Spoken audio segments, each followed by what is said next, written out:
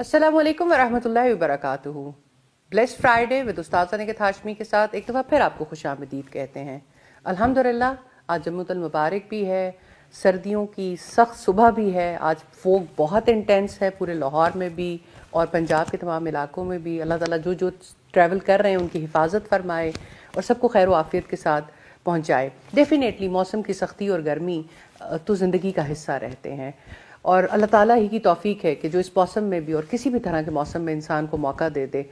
आपको पता है कि ब्लेस्ड फ्राइडे विद उस्ताद निकेत हाशमी एक ऐसा सेशन है जो हर फ्राइडे को 10 to 12 PM तक पैगाम टीवी पर लाइव ट्रांसमिशन के ज़रिए से पेश किया जाता है और इसमें हम ज़िंदगी के मुख्तलिफ मौज़ूआत पे बात करते हैं और वो मौज़ूआत जो हम ख़वातीन से बहुत ज़्यादा करीब तर हैं, क्योंकि ख़वातीन सोसाइटी का एक घराने का बहुत इंपॉर्टेंट हिस्सा है।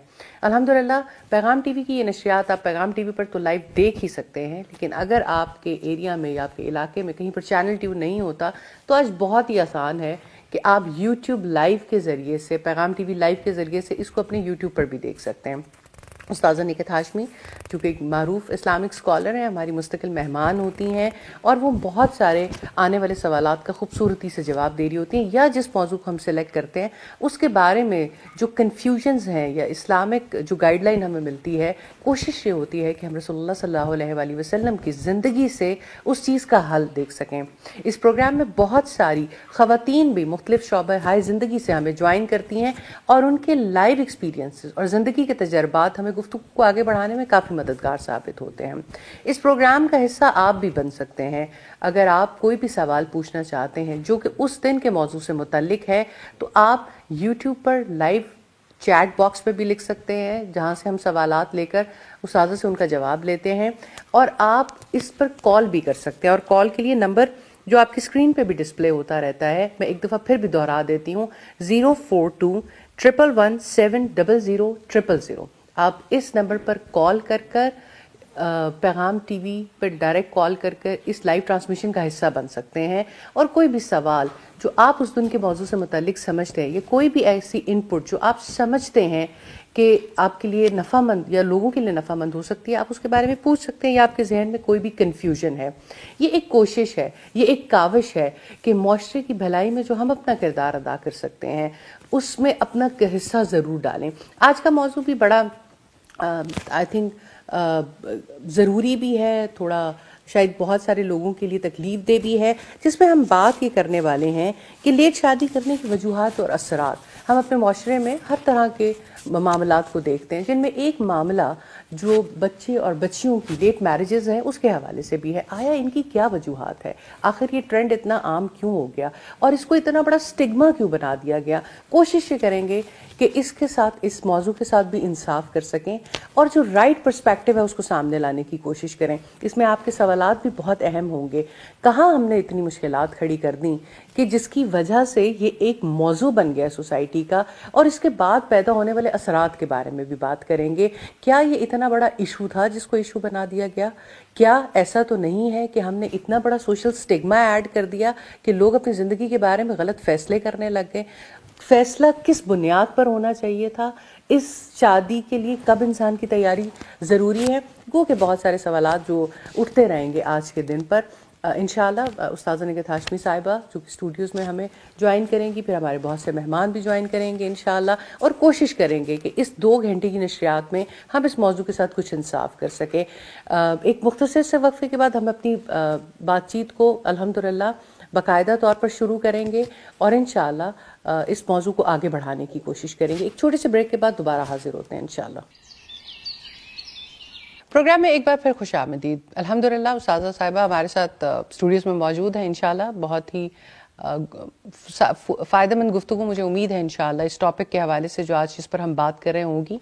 मैं अपने बाकी मेहमानों का भी तारुफ करवाती चलूँ। अरीबा महबूब साहिबा हमारे साथ आज ज्वाइन किया है और हिबा मुबश्शिर। मैं आप दोनों को भी वेलकम करती हूँ और इंशाअल्लाह उम्मीद करती हूँ कि आपका इनपुट भी फ़ायदेमंद रहेगा।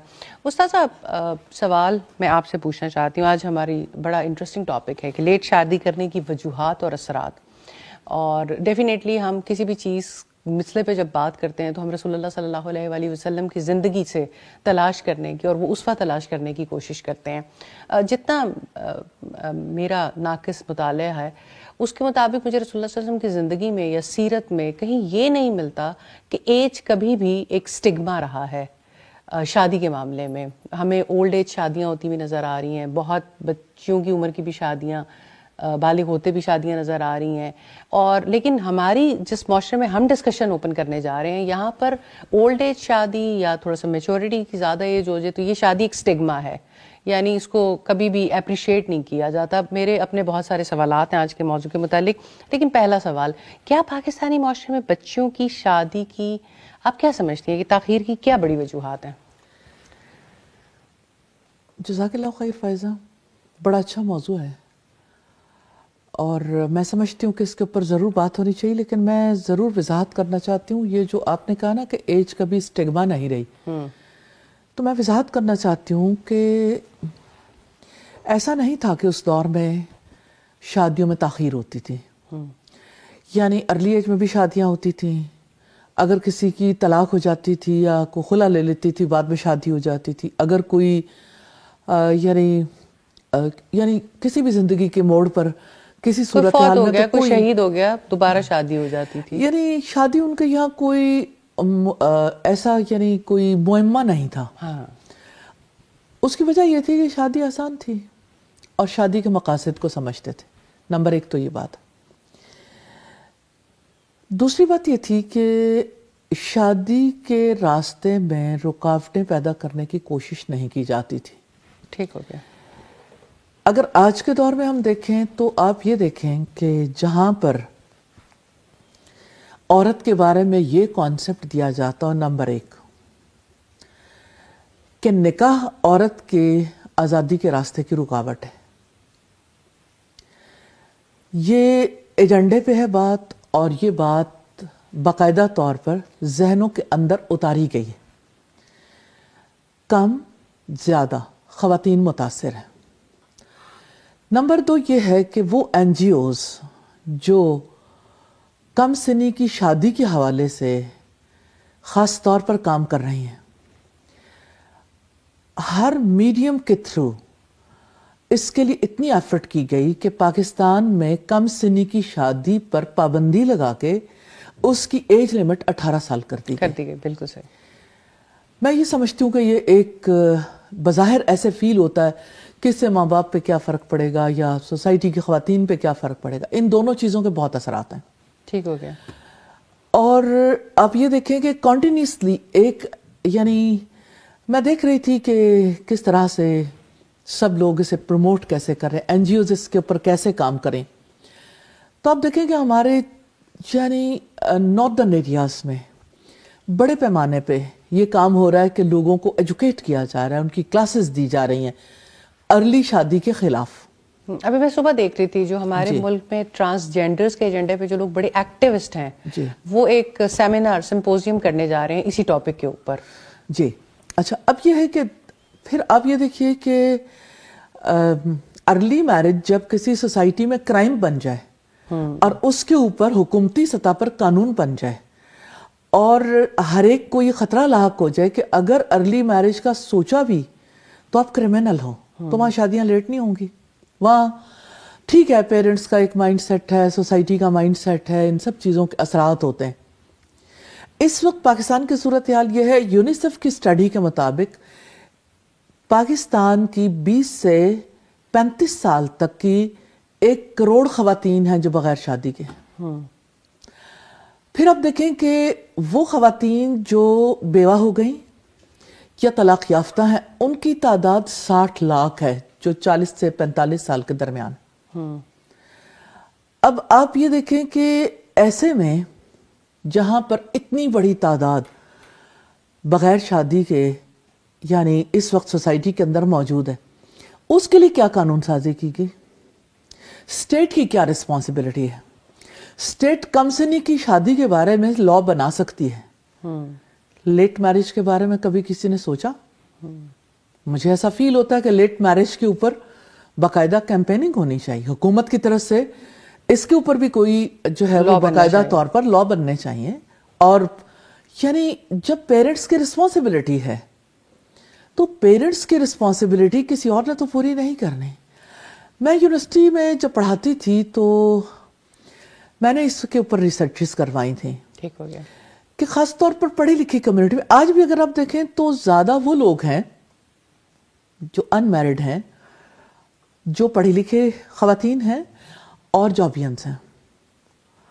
اب یہ بلیم کر دینا کہ پڑھنے لکھنے کی وجہ سے اس کی شادی لیٹ ہوئی, یا یہ بلیم کر دینا کہ جاب کی وجہ سے اس کی شادی لیٹ ہوئی, یا اس کی خود مختاری کی وجہ سے اس کی شادی لیٹ ہوئی, بہت آسان ہے. اور یہ بلیم سوسائٹی میں کیا جاتا ہے. جی بڑا ایزی. میں نے ریسرچ کروائی, مجھے حیرت ہوئی, دور دراز کے ایریاز تک ان عورتوں اور ان لڑکیوں کو سنے وہ کیا کہتی ہیں. وہ کہتی ہیں ہمارے والدین تو ہمیں سونے کی چڑیا سمجھتے ہیں, سونے کے انڈے دینے والی چڑیا, کہ پہلے ہمیں خواب دکھاتے ہیں کہ ہم پڑھیں, پھر جب ہم پڑھ لیتے ہیں جاب کرتے ہیں تو والدین شادی نہیں کرنا چاہتے. ایک ایسی سوسائٹی جہاں پر والدین جیسی مہربان ہستیاں اپنی ہی اولادوں کے جذبات کو کچلنے کے لیے تیار ہو جائیں, تو سوسائٹی کو رک کر سوچنا چاہیے ہم کدھر جا رہے ہیں. ٹھیک ہو گیا. تو میں وہ پہلو آپ کے سامنے لا رہی ہوں جو ریسرچ بیسڈ ہے, جس کے اوپر ہم نے ریسرچ کروائی یا یونیسیف نے کروائی ہے. جو بھی اس وقت ایک بہت بڑا ایشو تو ہے, ایک بہت بڑی تعداد ایسی ہے کہ جو شادی کے بغیر ہے, لیکن اس کی وجوہات کو اگر ہم نے سمپلی اس طرح سے لیا کہ اچھا شادی کے لیے جو ہے وہ باقی چیزیں رکاوٹ بنتی ہیں, فائنینشیل کرائسس ہے, اس میں کوئی شک نہیں, یہ ساری باتیں ہیں. کبھی مجھے لگتا ہے کہ ایک بہت بڑی وجہ مارکیوں کا بن جانا بھی ہے. مارکیوں کے بن جانے کے بعد شادیاں بہت ڈیفیکلٹ ہو گئیں, خاص طور پر جن کے پاس, میں کسی انڈسٹری کے یا کسی فیلڈ کے خلاف نہیں ہوں, لیکن یہ ہے کہ یہ رک کے ضرور سوچنا چاہیے کہ جب ایک کھانا کھلاتے ہیں تب بھی چارجز وہی ہیں, اور جب ایک بڑی یعنی کہ ایک بڑا مینیو ہوتا ہے تب بھی چارجز وہی ہیں, اور ایک غریب اور ایک امیر کے لیے ہر ایک کے لیے ظاہر ہے کہ بڑا عدل کیا ہوا ہے نا.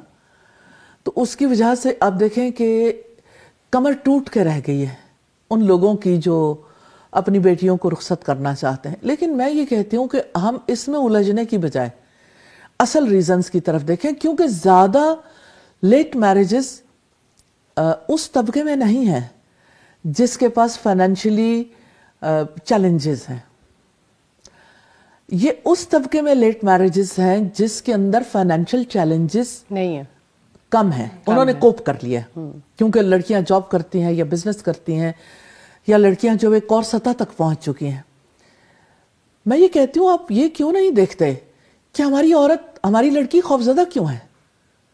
مجھے لگتا ہے لیٹ شادیوں کے اسباب میں سے اور پڑھی لکھی لڑکیوں کے شادیاں نہ ہونے کے اسباب میں سے, معذرت کے ساتھ, ہماری سوسائٹی نے لڑکوں کو ان کی جیسے اپ برنگنگ کی, جو کچھ انہیں تعلیم و تربیت دی والدین نے, سوسائٹی نے جس مقام پر پہنچایا. ایک پڑھی لکھی لڑکی کہتی ہے کہ میں شادی کر کے کیا کروں گی, میں نے اگر انسلٹ ہی کروانی ہے, میں نے اگر ساری زندگی ڈپریشن میں رہنا ہے تو شادی کے بغیر رہ لو.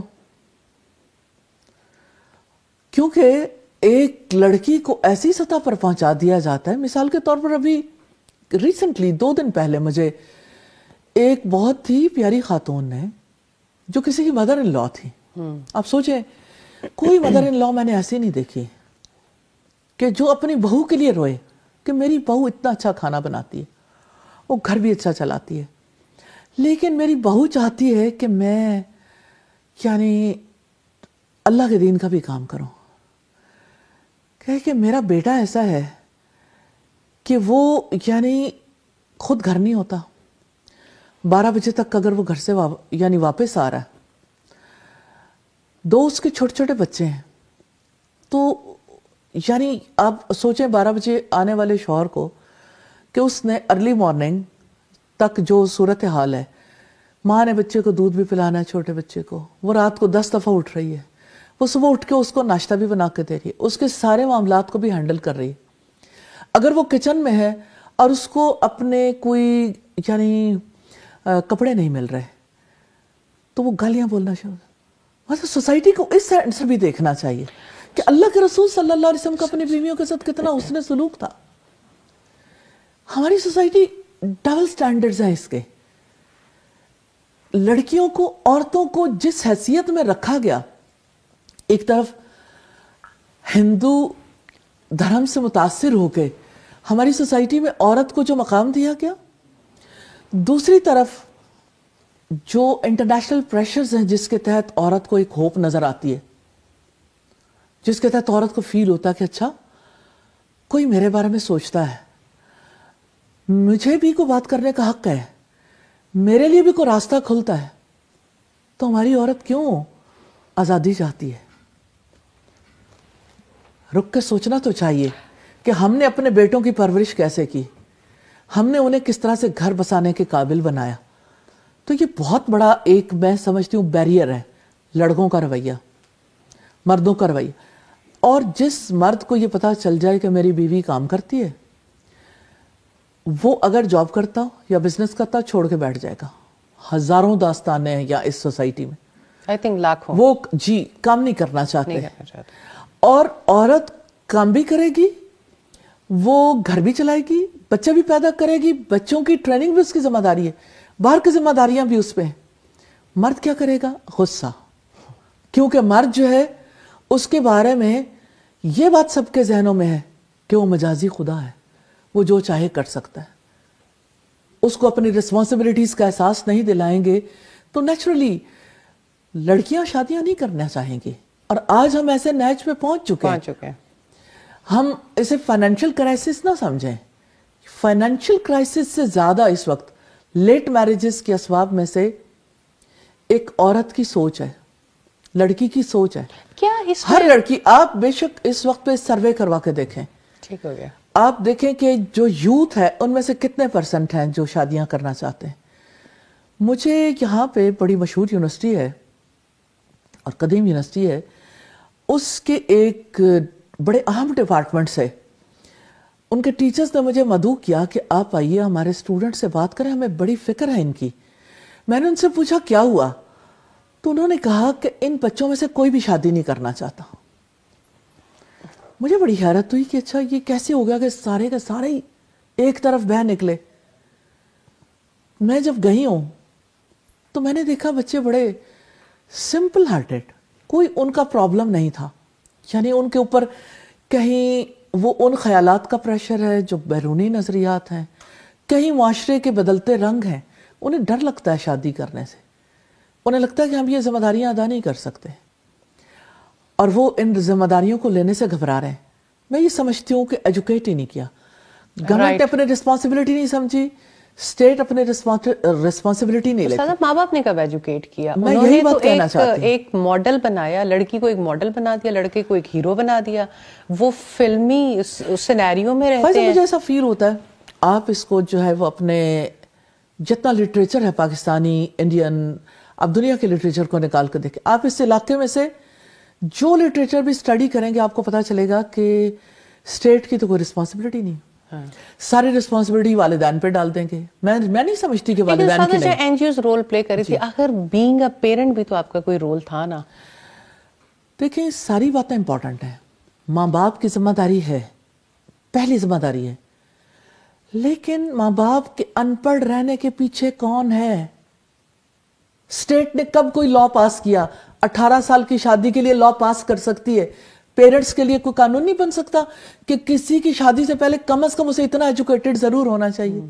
اسٹیٹ نے کب ریسپانسبلٹی لی کہ بچوں کو شادی کے لیے تیار کریں؟ اسٹیٹ تو اگر دیکھیں تو it's not a welfare state, پھر اسٹیٹ تو بہت ساری چیزوں کی رسپانسبلٹی نہیں لے رہی. اب کیا کریں؟ میں صرف یہ بات کہہ رہی ہوں, اسٹیٹ اگر ویلفیئر اسٹیٹ نہیں ہے, اسٹیٹ کم سنی کی شادی پہ لا کیوں پاس کرتی ہے؟ اسٹیٹ کو اس بات کا تو خیال ہے نا.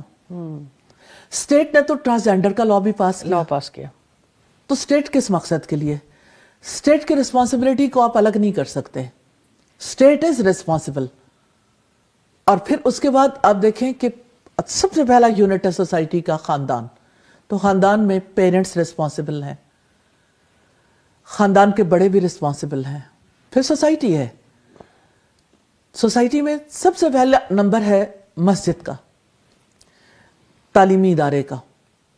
مسجد نے کیا رول پلے کیا؟ تعلیمی ادارے نے کیا رول پلے کیا؟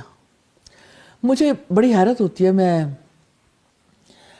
ایک خاتون کہتی ہیں کہ میرے ہسبینڈ جب جمعہ کا خطبہ سن کے آتے ہیں اس کے بعد میرے پہ اتنا برستے ہیں، ہمارے آپس کے تعلقات خراب ہو جاتے ہیں. میں سارا ہفتہ میں خدمت کرتی ہوں، ان کے والدین کی، گھر کے کام کرتی ہوں، ساری ذمہ داریاں پوری کرتی ہوں. میری زندگی صرف خاندان کے گرد ہے. میں نے اپنے 7/24 میں گھر کی خدمت کے لیے حاضر رہتی ہوں. جمعے کا خطبہ سننے کے بعد میرے شوہر اس قدر زیادہ ان میں بجلی بھر جاتی ہے اور اس قدر زیادہ بے نقط میرے گھر والوں کو سلواتیں سناتے ہیں اور میرے ساتھ برا سلوک کرتے ہیں کہ تمہارا فرض تھا میرے والدین کی خدمت، تم نے ان کی ویسے خدمت نہیں کی جس طرح سے خدمت کرنے کا حق تھا. اب مجھے یہ بتائیے کہ یہ کیسی ایجوکیشن ہے؟ میں یہ نہیں کہتی کہ ہر جگہ پہ یہ رول پلے کر رہے ہیں، لیکن وی ہیو ٹو تھنک ہر طبقے نے اپنا رول پلے کرنا ہے. تو یہ کیسا رول ہے جو پلے کیا جا رہا ہے؟ اسٹیٹ، ایجوکیشنل انسٹیٹیوشنز، مسجد، خاندان، اور پھر این جی اوز، پھر سوسائٹی کی جو آرگنائزیشنز ہیں. ہر ایک کو سوچنا چاہیے کہ ہم نے اپنی جنریشنز کے لیے کب سوچا کہ وہ ایک بھرپور زندگی گزارنے کے قابل ہو جائیں. کون ہے جو اس پہ دکھ محسوس کرتا ہو کہ ہماری 1 کروڑ خواتین ہے 20 سال سے لے کے 35 سال تک جو غیر شادی شدہ ہیں، کسی حادثے کی وجہ سے یا بھی ان کی شادی نہیں ہو سکی. 40 سے 45 سال کی عمر، یہ یونیسیف کا سروے، کتنی بڑی تعداد، 60 لاکھ خواتین ایسی ہیں جو طلاق یا بیوہ ہونے کی وجہ سے غیر شادی شدہ ہیں. فکرے پھینکنے بہت آسان ہے، کامنٹ کر سکتے ہیں، ادھر سے ادھر سے آرٹیکلز بھی لکھے جا سکتے ہیں، ہر سوسائٹی اس کے اوپر اپنے اپنے کامنٹ دے سکتی ہے، لیکن سیریسلی اس کے اوپر درد دل رکھنے والوں کو کام کرنے کی ضرورت ہے. اور اسٹیٹ کی ریسپانسبلٹی ہے، اسٹیٹ بھاگ نہیں سکتی. یہ ریسپانسبلٹی علماء کی بھی ہے، تعلیمی اداروں کے سربراہان کی بھی ہے، والدین کی بھی ہے. سب کو اپنی ذمہ داریاں پوری کرنی چاہیے. جی جزاک اللہ خیر. استاذہ آپ نے بڑی خوبصورتی سے اس پہ روشنی ڈالی. کالر ہے، ان کا سوال لے لیتے ہیں اور پھر آگے بڑھاتے ہیں. جی ہیلو. جی السلام علیکم. عائشہ صاحبہ لاہور سے بات کریے، کیا پوچھنا چاہیں گی؟ میں پوچھنا چاہتی ہوں، میری بچی کی میں نے اپنی منگنی کی ہوئی ہے، وہ اپنے کو شادی کا کہتی ہیں، تک شادی نہیں کرنے. ہمارا کہتے ہیں جی ہمارا بچہ بھی کچھ کما نہیں رہا. میں بڑی پریشان ہوں. دوسری میری بیٹی ہے، میرے شوہر کو اتنا ہے، لیکن وہ میں کہتی ہوں کوئی رشتہ دیکھنے کے لیے مجھے کوئی پیسے دیں، وہ نہیں دیتے. میں بڑی پریشان ہوں، میری بچی کے لیے کوئی رشتہ ہو تاکہ شادی ہو میری بچی کی. بس میرے شوہر بھی ایسے ہی ہیں، بس دیتے ہی کچھ نہیں ہے مجھے. اور دوسری بچی کا جہاں کیا ہوا ہے وہ لوگ مجھے ٹائم پر ٹائم دیتے رہ رہے ہیں. بڑی پریشان ہوں. مجھے اس میں رہنمائی دے گی کہ کتنی عمر میں شادی میں، بچیوں کی عمر تو میری ہو گئی ہے 20-25 سے اوپر ہی ہو گئی ہے بلکہ شادی میری بچیوں کی. انہوں نے مجھے اتنا پریشان کیا، میں نے رشتہ تو کیا ہوا ہے لیکن بڑھتے ہی نہیں وہ آگے. ابھی بھی 2 سال کا پھر ٹائم ہمیں دے دیا انہوں نے ایک بچی کا. دوسری بچی کا میرے ہسبینڈ کو دیتے ہی نہیں کہ میں رشتہ دیکھوں اس کے لیے. کہیں بہت پریشان. اس میں پھر رہنمائی کریں گی آپ میری؟ جی جزاک اللہ خیر. جی استاذہ 2 بڑے امپورٹنٹ ایشوز کی طرف انہوں نے توجہ دلائی ہے. جی اللہ سبحانہ تعالیٰ آپ کے لیے بہت آسانیاں پیدا کرے، اور جس مشکل میں آپ مبتلا ہیں ہمیں اس تکلیف کا پورا احساس ہے. سوسائٹی کے مرد کو جو رول پلے کرنا چاہیے، آپ نے اس طرف اشارہ کیا کہ والد وہ رول پلے نہیں کر رہے. ایک ماں پریشان ہے، اس کی پریشانی اس وجہ سے کہ بیٹی کی عمر زیادہ ہو رہی ہے، اور اس وقت پہ یعنی شوہر کو فائنینشلی جو مدد کرنی چاہیے نکاح کرنے کے لیے وہ مدد نہیں کر پا رہے. یہ بات ہے، ٹھیک ہے، اگلی بیٹی کی شادی کا مسئلہ بھی ہے، لیکن اللہ کے رسول صلی اللہ علیہ وسلم نے فرمایا 4 چیزیں جس کی بنیاد پر رشتے کیے جاتے ہیں: حسب نسب، مال جمال اور دینداری. تم دینداری کو ترجیح دینا. کتنا خوبصورت سلسلہ تھا دینداری کی بنیاد پر، جہاں لوگوں کو یہ فکر نہیں ہوتی تھی کہ بچیوں کو جہیز بنا کے دینا ہے، یا بارات کو کھانا کھلانا ہے، یا اسی طرح سے سسرال والوں کے ساتھ لین دین کے معاملات طے کرنے. کاش آپ اپنی بچیوں کی تعلیم کے لیے بھی اسی طرح سے فکر مند ہوتی، جو سب سے بڑا جہیز تھا وہ انہیں دیتی، اللہ سبحانہ وتعالیٰ کی کتاب کا علم، رسول اللہ کی سنت کا علم، اور اللہ سبحانہ وتعالیٰ سے دعا کرتے. اب بھی دعا کرنے کی بھی ضرورت ہے، اور نیچرلی اس میں دعائی سب سے بڑا ہتھیار ہے. اللہ سبحانہ وتعالیٰ سے مدد مانگنی ہے، اور شوہر کو اس بات کا احساس دلانا ہے کہ بچیاں جو ہیں وہ مستقل گھر رکھنے کے لیے نہیں ہوتی. ان کی ذمہ داری کو آج نہیں پورا کریں گے تو کل ڈھلتی عمر کے ساتھ اور زیادہ مشکلات ہو جائیں گی. تو ہم سب آپ کے لیے دعا گو ہیں، اللہ تعالیٰ آپ کے لیے اس مشکل سے نکلنے کا راستہ بنا دے. اللہ تعالیٰ سے دعا کریں گی، انشاءاللہ تعالیٰ اللہ تعالیٰ سبب پیدا کرے گا، اور اہل خاندان بھی اس سلسلے میں اپنا کردار ادا کر سکتے ہیں. خاندان کے بڑے اسی لیے ہوتے ہیں کہ یعنی جب کبھی کوئی معاملہ خود سے نہ سلجھایا جا رہا ہو تو 4 لوگوں کو ادھر سے ادھر سے خاندان کے یعنی حکمت کے ساتھ بٹھایا بھی جا سکتا ہے کہ اب ان کا کوئی فیصلہ کریں. اور پھر یہ ہے کہ اہل خاندان کو آپ انوالو کریں گے تو نیچرلی خاندان والے بھی مل کے اس بارے میں کچھ نہ کچھ کرنے کی کوشش کریں گے. اللہ تعالیٰ آپ کے لیے آسانیاں کر دے. آمین. جزاک اللہ خیر استاذہ. ہمیں یہاں ایک چھوٹا سا وقفہ لینا ہوگا، ایک مختصر سے وقفے کے بعد دوبارہ حاضر ہوتے ہیں انشاءاللہ. پروگرام میں ایک بار پھر خوش آمدید. آج کے موضوع پر ابھی استاذہ نے بڑی سیر حاصل گفتگو کی، اور انشاءاللہ کالز کا سلسلہ بھی جاری رہے گا، اور ہم مہمانوں سے بھی انپٹ لیتے رہیں گے. تو استاذہ میں آپ کے پاس دوبارہ آنے سے پہلے ذرا مہمانوں کی تھوڑی سی انپٹ لینا چاہتی ہوں. اور ریبا جی میں آپ سے پوچھنا چاہتی ہوں، you are a very young mother ماشاءاللہ، اور ایک بیٹی کو بیاہ بھی چکی ہیں. آپ کیا سمجھتی ہیں کہ جب بیٹی کی شادی کرنی تھی، رشتہ تلاش کرنا تھا، کس طرح کے چیلنجز تھے؟ آپ نے ایک مناسب ایج میں بچیوں کی شادی بھی کی، آپ کیسا محسوس کرتی ہیں؟ جی الحمدللہ کسی چیلنج کا سامنا نہیں کرنا پڑا، شکر الحمد. اللہ کی طرف سے بہت آسانی والے معاملات ہوئے. دوسرا میری ایک سوچ یہ تھی گو کہ میں بھی تعلیم یافتہ اور بچوں کو بھی اچھی تعلیم دلوائیے کہ یہ کام ہو کے ہی رہنا ہے، اور کیوں نہ اس کو مقررہ اور صحیح وقت پہ کیا جائے. تو اسی سوچ کے تحت بچوں کی تربیت بھی کی تاکہ بچے پڑھ جائیں اور پھر وہ اپنی کچھ ڈیمانڈس لے کے سامنے آ جائیں. کیونکہ مجھے یہ دیکھنے میں آتا ہے ہمارے ارد گرد جو بچی پڑھ جاتی ہے اور پھر وہ جاب کرنا شروع کر دیتی ہے تو وہ پھر ڈیمانڈس کے لسٹ بننا شروع ہو جاتی ہے. کچھ جگہوں پہ تاخیر والدین کی طرف سے ہے اور کچھ جگہوں پہ تاخیر بچوں کی اپنی وجہ سے ہے، کیونکہ وہ ڈیمانڈنگ ہوتے چلے جاتے ہیں. تو یہ 2 وجوہات ہیں جس کی وجہ سے آج کے دور میں بہت سی پرابلمس دیکھنی پڑتی ہیں. کیا رشتہ کرتے ہوئے بنیاد کیا تھی کہ آپ سمجھتی ہیں کہ اللہ تعالیٰ کی طرف سے بھی آسانیاں ہوئی؟ سب سے پہلی جو بات ہے جسے میں بہت بچپن سے فکر مند تھی کہ چونکہ ہم نے بچوں کو انگلش میڈیم اسکولوں میں تربیت دلوائی تو وہ دین کی فکر بھی ساتھ تھی کہ تعلیم اچھی دلوانی ہے لیکن وہاں کا ماحول دینی نہیں تھا. تو میں نے ایک اضافی طور پہ اس چیز کو ساتھ لے کے چلی، دین اور دنیا دونوں کو ملا کے چلی. تو میرا جو سب سے پہلا کنسرن تھا نا وہ یہ تھا کہ ایک ایسا گھرانہ ملے جہاں پہ دین بھی موجود ہو اور وہ ریجڈ فیملی نہیں ہو، پڑھے لکھے تعلیم یافتہ دینی لوگ ہوں. اور میں نے ہمیشہ اللہ سے مدد مانگی ہے اس معاملے میں کہ میں اپنی ایفرٹ ڈال رہی ہوں اللہ، اور اللہ تعالیٰ اس کو مدد کرے گا.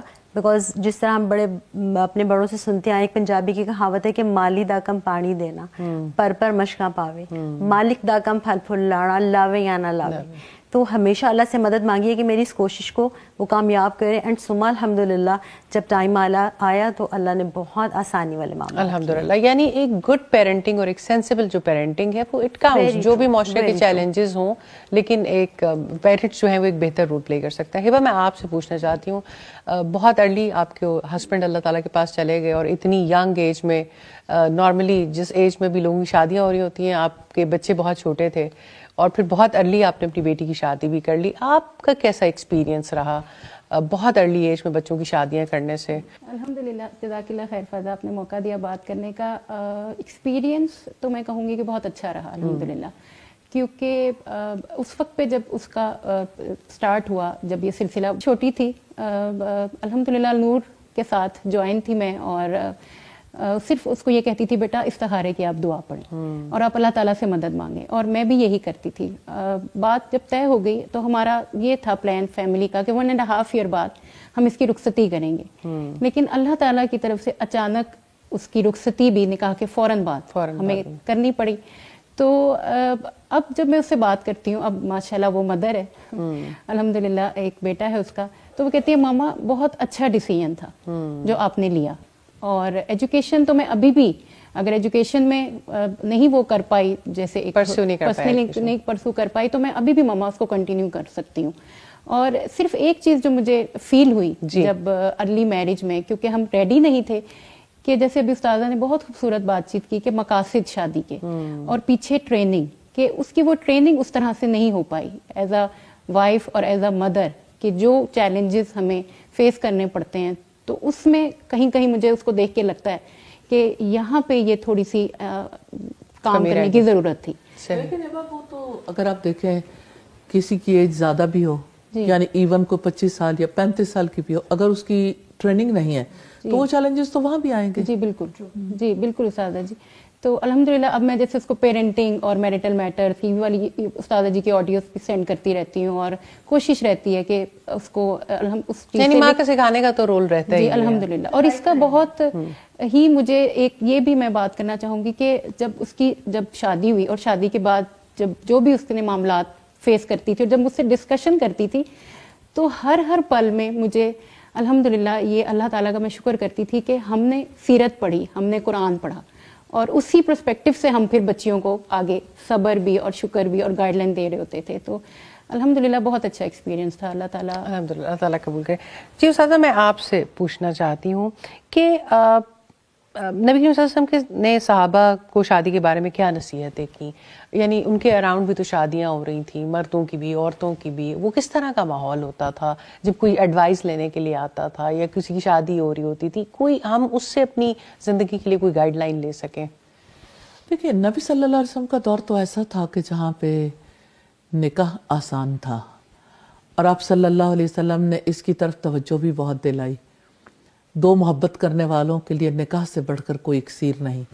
اسی طرح آپ صلی اللہ علیہ وسلم نے نوجوانوں کو مخاطب کر کے یہ بات کہی کہ اگر تم میں سے کوئی, اے گروہ نوجوانان یا معاشر الشباب, اے گروہ نوجوانان, جو تم میں سے استطاعت رکھتا ہے وہ نکاح کر لے, اور جو استطاعت نہیں رکھتا وہ روزے رکھ لے. آپ صلی اللہ علیہ وسلم نے فرمایا النکاح من سنتی, نکاح میری سنت ہے, جو میری سنت سے منہ موڑے گا وہ مجھ سے یعنی ہم سے منہ موڑے گا, یعنی وہ ہم سے نہیں ہے. تو آپ یہ دیکھیں کہ یعنی نکاح, آسان نکاح کے بارے میں بھی رسول اللہ نے بہت زیادہ ترغیب دلائی, مہر کے بارے میں, پھر باقی معاملات کے بارے میں. تو یعنی آپ نے جیسے کہا کہ زیادہ بچے پیدا کرنے والی عورتوں سے نکاح کرو, اور باقی یعنی آپ صلی اللہ علیہ وسلم کی رغبت کی وجہ سے ہر طرح کے لوگوں نے, ہر قسم کے چیلنجز کو فیس کرنے والوں سے آپ نے خود بھی نکاح کیے اور لوگوں کے لیے بھی اسے آسان بنایا. تو آپ کے توسط سے بہت ساری یعنی جو غلط رسومات تھیں وہ بھی ٹوٹیں جو لوگوں کے ذہنوں میں تھیں, جس کی وجہ سے نکاح کرنے اور آسان ہو گئے. مثال کے طور پر سیدہ زینب جو تھیں, ان سے آپ کا نکاح دو اعتبار سے, ایک تو یہ کہ کرسچنز آج بھی سمجھتے ہیں کہ جو ہمارے کزن میرج ان کے یہاں یعنی ممنوع سمجھی جاتی ہے, اور دوسری بات یہ کہ آپ کے منہ بولے بیٹے کی بیوی تھیں, تو عرب کے یہاں یہ بڑی جہالت پائی جاتی تھی عربوں کے یہاں. تو یہ دونوں چیزیں کافی حد تک یعنی امپروو ہوئیں. آپ صلی اللہ علیہ وسلم کے طرز عمل کی وجہ سے سب لوگوں کے لیے ایک راستہ کھل گیا. تو آپ کی اپنی ذات اس کے لیے بہت بڑا نمونہ تھی کہ آپ نے ہر عمر کی خواتین سے شادیاں کیں, اور مختلف طبقات سے تعلق رکھنے والی خواتین سے, جس کی وجہ سے لوگوں کے لیے بڑی سہولت ہوئی. استاد آپ یہ سمجھتی ہیں کہ رسول اللہ صلی اللہ علیہ وسلم کی یہ سنت, مطلب ایک طرف تو ہم یہ بات کریں کہ ٹھیک ہے جیسے بچہ بالغ ہو جائے یا بچی بالغ ہو جائے اس کی شادی کر دی جائے, لیکن دوسری طرف یہ جو ہم رسول اللہ علیہ وسلم کی زندگی میں دیکھتے ہیں کہ مختلف ایج کی خواتین سے شادی کرتے نظر آتے ہیں یا اس ایج میں لیکن ہمارے یہاں تو یہ سب چیزیں بہت زیادہ معیوب سمجھی جاتی ہیں. ظاہر ہے کہ جب دین سے علمی تعلق نہیں ہے اور اللہ سبحانہ تعالیٰ سے اور اس کے رسول سے ہر چیز سے بڑھ کر محبت نہیں ہے, فوکس کسی اور چیز پر ہے, لوگوں کا فوکس جو ہے نا وہ دنیا ہے. تو ظاہر ہے کہ دنیا میں رہنے کے لیے پھر یعنی من پسند من چاہے طور طریقے اختیار کر لیے جاتے ہیں. جب فوکس آخرت ہو, اللہ کی رضا عزیز ہو, رسول اللہ کی سنت عزیز ہو تو من چاہی باتیں پیچھے چلی جاتی ہیں. اور اسلام تو ہے اسی چیز کا نام کہ انسان اللہ سبحانہ تعالیٰ کی ول کے آگے اپنے آپ کو سرنڈر کرے. تو اللہ سبحانہ تعالیٰ جانتے ہیں کہ اس زمین پر پاک زندگی گزارنے کا کیا طریقہ کار ہے، اور انہوں نے یہ بتایا، اور پاک زندگی گزارنے کے لیے معاشرے کا پاک رہنا کس طرح سے ضروری ہے. تو جہاں پر نکاح آسان ہوگا وہاں پر معاشرے کے اندر پاکیزگی ہوگی. اور پھر یہ بہت بڑی بات ہے کہ ایسی سوسائٹی کے اندر یعنی سکینڈلز کم ہوں گے، ایسی سوسائٹی میں سکون ہوگا، امن ہوگا، بہت ساری قباحتیں ختم ہو جاتی ہیں. اور اب دیکھیں کہ جو یعنی جس سوسائٹی کے اندر بھی نکاح کم ہوگا بے حیائی زیادہ ہوگی اور لوگوں کو ان کا حق نہیں ملے گا. اور اینڈ رزلٹ کے طور پر متاثر عورت ہی ہوتی ہے. جس سوسائٹی میں نکاح کم ہوتے ہیں ہر حالت میں عورت متاثر ہے. اس کی وجہ یہ ہے کہ عورت اگر اس کو کوئی گرل فرینڈ بنا کے رکھتا ہے، کیپ کے طور پر رکھتا ہے، متاثر کون ہے؟ عورت. ایک عورت چاہتی ہے کہ میری شادی تو ہو گئی، میرے ساتھ دوسری عورت نہ آئے، تو معاشرے میں بے حیائی پروان چڑھانے کے لیے اس کا بھی تو شیئر ہے نا. تو بہت سارے فیکٹرز ہیں جس کی وجہ سے ہماری یہاں یعنی 1 کروڑ خواتین جو ہیں وہ بغیر نکاح کے بیٹھی ہیں. اور یعنی ان کی کتنی خواتین ہیں جن کی عمر ڈھل گئی ہے، جو نکاح کرنے کے قابل ہی نہیں رہ گئیں. تو یہ یعنی خواتین کا پورا یعنی اس بارے میں ان سین اتحاد ہے کہ انہوں نے اس بارے میں کوئی. استاد آپ مرد کے رول کے بارے میں کیا کہتی ہیں؟ آپ کہتی ہیں خواتین کا انسین اتحاد ہے اس بات میں. آپ اپنے سوسائٹی کی بچی کے ریزسٹنس کو انڈرسٹینڈ کرنے کی کیا ہمارے لوگ کوشش کر رہے ہیں کہ نکاح آپ کہتے ایک طرف آپ کہتے ہیں نکاح آسان کر دیں، ماں باپ کے پاس پیسہ ہوتا ہے، ماں باپ شادیوں پہ بے تحاشا پیسہ لگاتے ہیں، اس بیٹے کے لیے لگاتے ہیں کہ جس نے کچھ نہ بھی کمانا سیکھا ہے، نہ قوام بننا سیکھا ہے، نہ رشتے کی رسپانسبلٹی اٹھانا سیکھی ہے، اور وہ کل کو بیوی کے لیے اور آنے والی نسل کے لیے دونوں کے لیے ایک چیلنج بن کے جیے گا.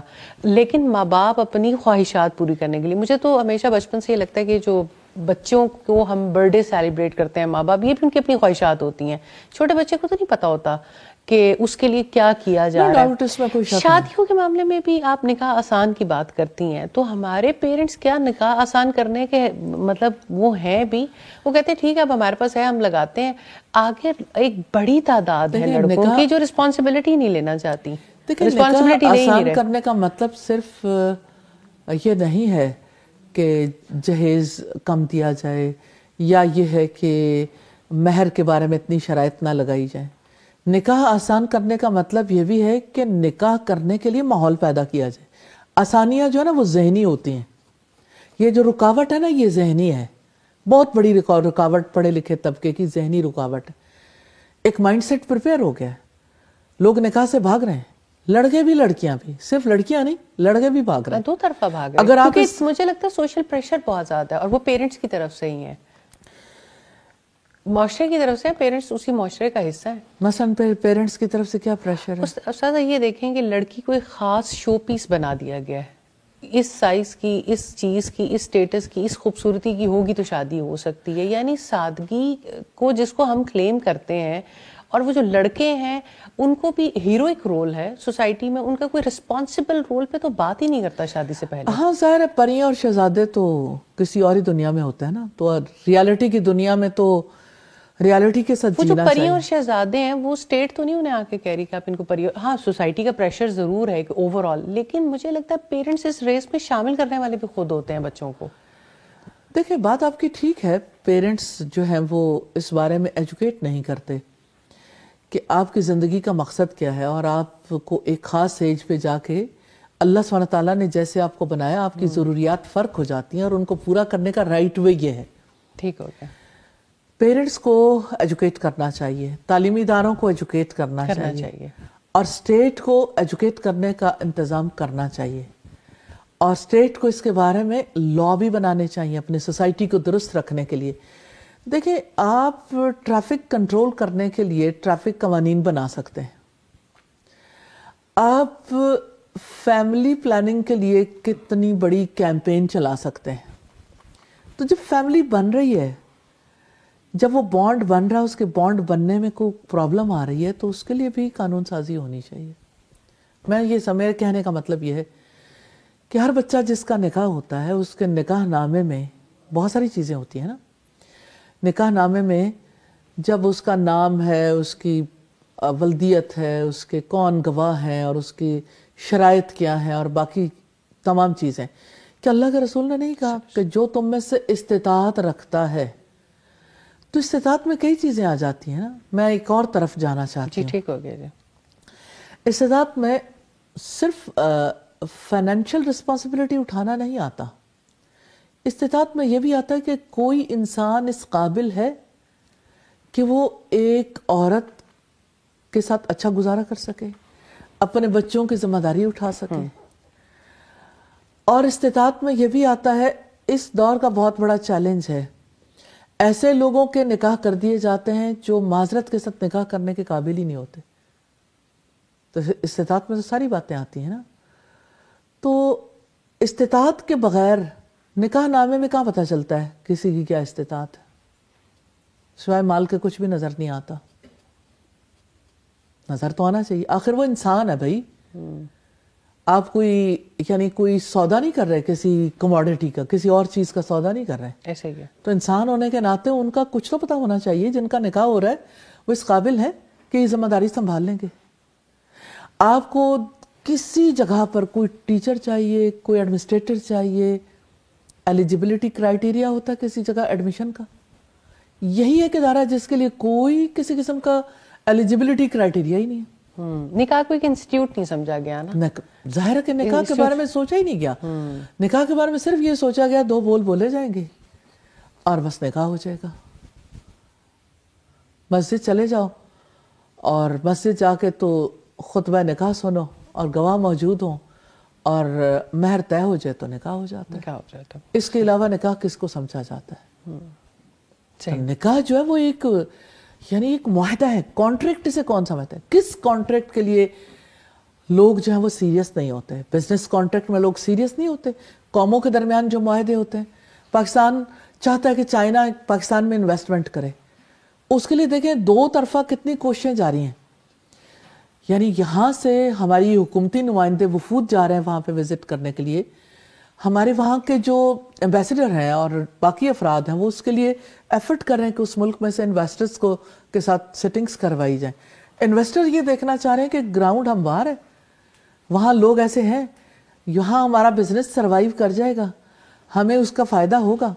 تو آپ دیکھیں ایک بزنس کے لیے لوگ کہاں تک جا کے سوچتے ہیں, اور انسانی زندگی کے لیے یہ کتنی بڑی چیز ہے جس کے بارے میں سوچتا ہی نہیں. صحیح کہ ایک کسی انسان کا ایک لڑکا ہونا اور ایک لڑکی ہونا کافی ہے کہ بس ان کا نکاح ہو جائے, کہ ان کو لڑکی کو جہیز دے سکتے ہیں, لڑکا جو ہے وہ جاب پہ ہے یا نہیں ہے, ماں باپ مل کے ان کا نکاح کر دیں.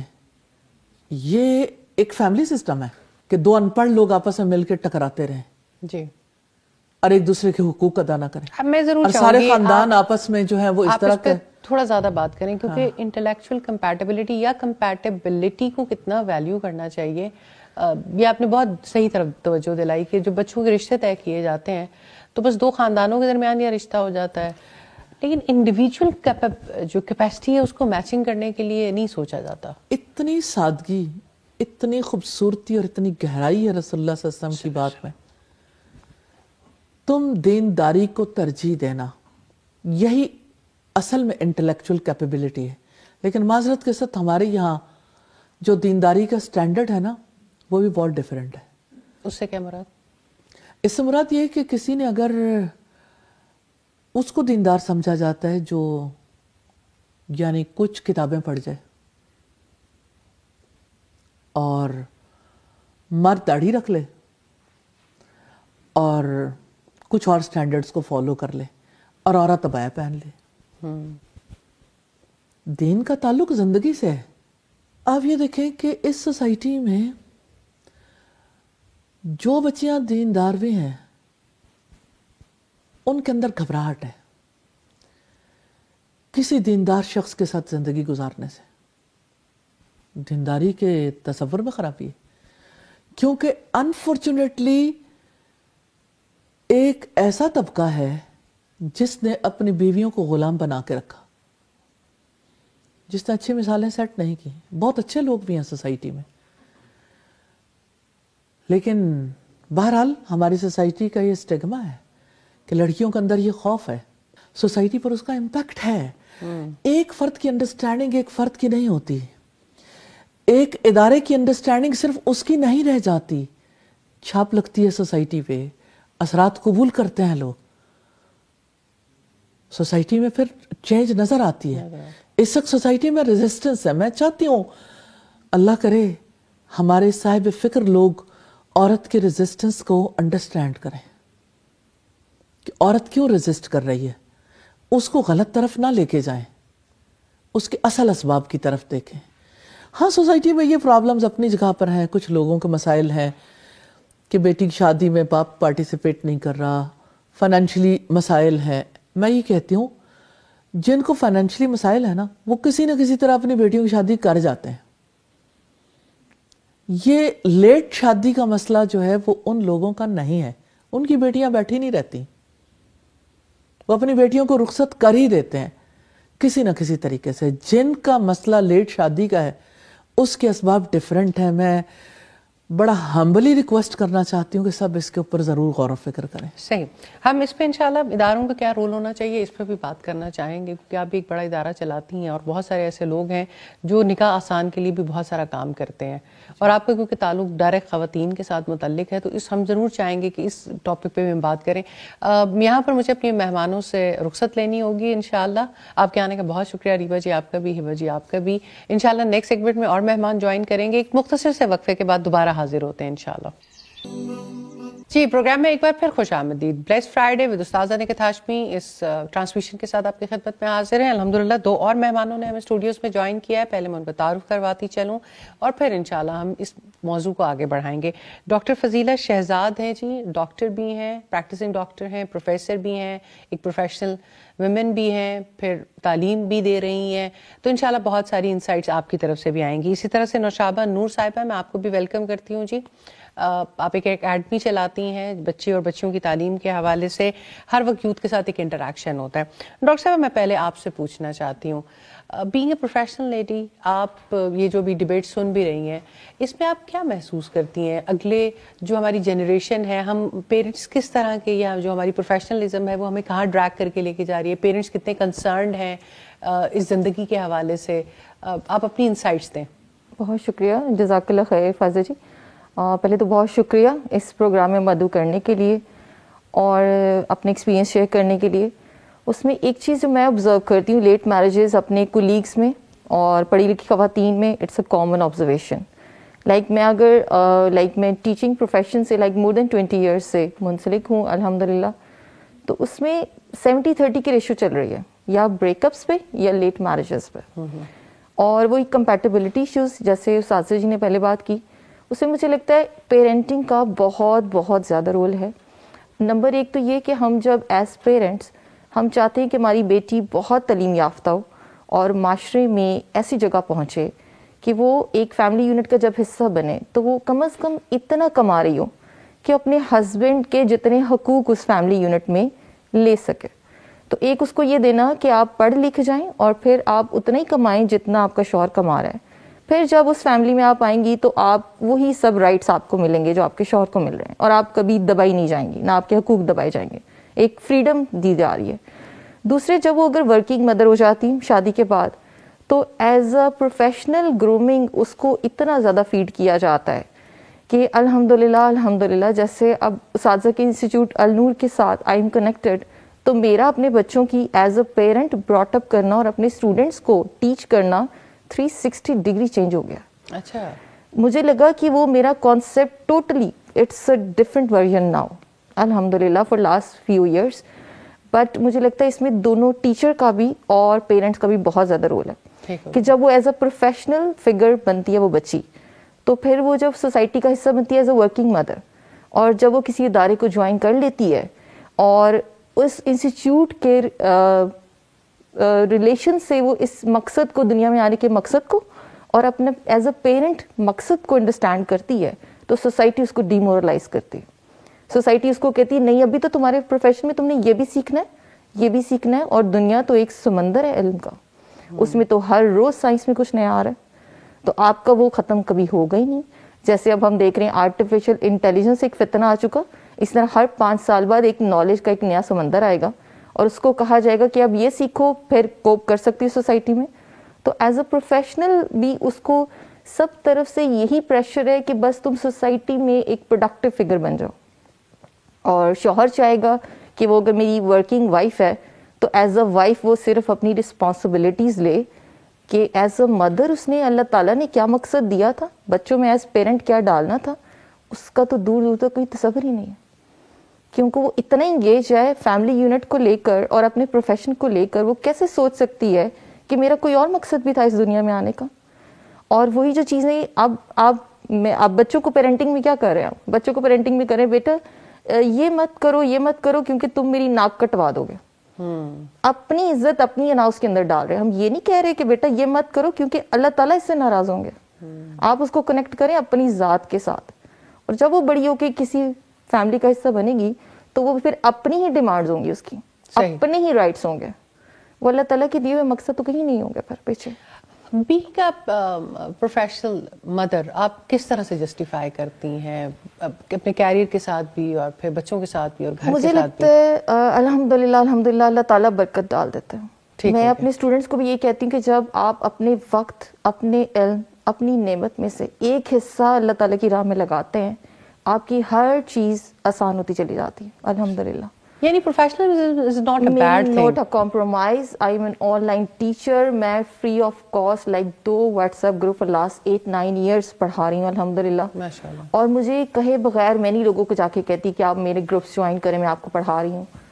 انٹرویوز کی پریپریشن کراتی ہوں, ایگزام سیٹنگ میں جاتی ہوں, مطلب میری لائک ملٹی ٹاسکنگ ہے الحمدللہ. لیکن گھر میں as a wife I understand کہ مجھے کوپ کرنا ہے اور مجھے ایسا فگر نہیں بننا کہ میں کسی ادارے سے اگر کنیکٹڈ ہوں الحمدللہ تو مجھے یہ ایک میں اسٹگما بن جوں کہ کیونکہ میں ایک دینی ادارے سے قائم ہوں تو مجھے اپنے رائٹس بہت زیادہ سمجھ آ گئے. اب میرا بیوی کا کردار بہت پیچھے چلا گیا. اب میرے بچے کدھر بھی پڑھیں کچھ بھی کریں مجھے کچھ نہیں, کیونکہ میں اللہ تعالیٰ کے مقصد کو لے کے چل رہی ہوں. نہیں, مجھے سب کو ساتھ لے کے چلنا, بیلنسنگ کرنا ضروری ہے, سب کو لے کر چلنا. کیونکہ سب ٹائم ایسا ہوتا ہے کہ جب ہم ایسی ڈسکشن کرتے ہیں تو خدا نخواستہ ایک امپریشن یہ چلا جاتا ہے کہ شاید کوئی پروفیشنل ویمن ہونا ہی کوئی بہت بڑا اسٹگما ہے یا بہت بڑی کوئی یہی بہت بڑا جرم ہے. یعنی آپ بیلنسنگ کرتے ہیں جب لائف میں. بچے پیدا کرنا جرم, آپ مور دین 1 بچے آپ کیسے آپ ڈیمورلائز کریں سوسائٹی میں. شادی کے بعد اس کو یہ بھی سکھا رہے ہیں کہ اپنے بچے بھی لمیٹڈ پیدا کرنا, یہ بھی کانسیپٹ دیا جا رہا ہے بچیوں کو. یہ بھی وہ ڈیسائیڈ کر کے آ رہی ہیں پیرنٹس کی طرف سے کہ آپ کتنے بچے ایک فیملی یونٹ میں لے کر چلیں گی. تو یہ تو ایک بڑا ڈفرینٹ مقصد ہم دے رہے ہیں. آپ اللہ تعالیٰ کے جو مقصد تھے ان کو باؤنڈریز خود سیٹ کر رہے ہیں. اور الحمدللہ جیسے میں اپنے بچوں میں اب دیکھتی تھی, النور انٹرنیشنل سے انہوں نے ونٹر کورس کیا, ہم نے بہت پروموٹ کیا, اور پھر جو اس کی ایک کریکولم تھا اس کو جب میں اپنے کولیگس میں شیئر کر رہی تھی تو ان میں ایک بہت پازیٹیوٹی آ رہی تھی. دیور لائک ایک ایسا سائنٹیفک اور ریسرچ اورینٹڈ بھی ادارہ دینی ہو سکتا ہے کہ جو بچوں میں آج کے معاشرے سے ریلیٹڈ ان کو کانسیپٹ دے رہا ہے. مطلب میرے بچوں کو یہ نہیں کہا جا رہا بس یہ دعا رٹا لگا لو یہ یاد کر لو. ان کو اسائنمنٹس دی جا رہی ہیں, ان کو ایکٹیویٹیز دی جا رہی ہیں. مطلب ٹائپ آف کریکولم وہی ہے جو آج کے ماڈرن اسکول کا تھا الحمدللہ. تو آئی واز لائک انسپائرڈ. تو I or my children will be inshallah will be an inspiration for others as well. Education is necessary. Yes. جی میں آپ سے نشاب آپ کی طرف آنا چاہتی ہوں. آپ ایک اکیڈمی بھی چلاتی ہیں جہاں پر آپ ٹین ایجر بوائز گرلز کے ساتھ انٹریکشن رکھتی ہیں. آپ ان کے رویوں میں کیا چیز محسوس کرتی ہیں؟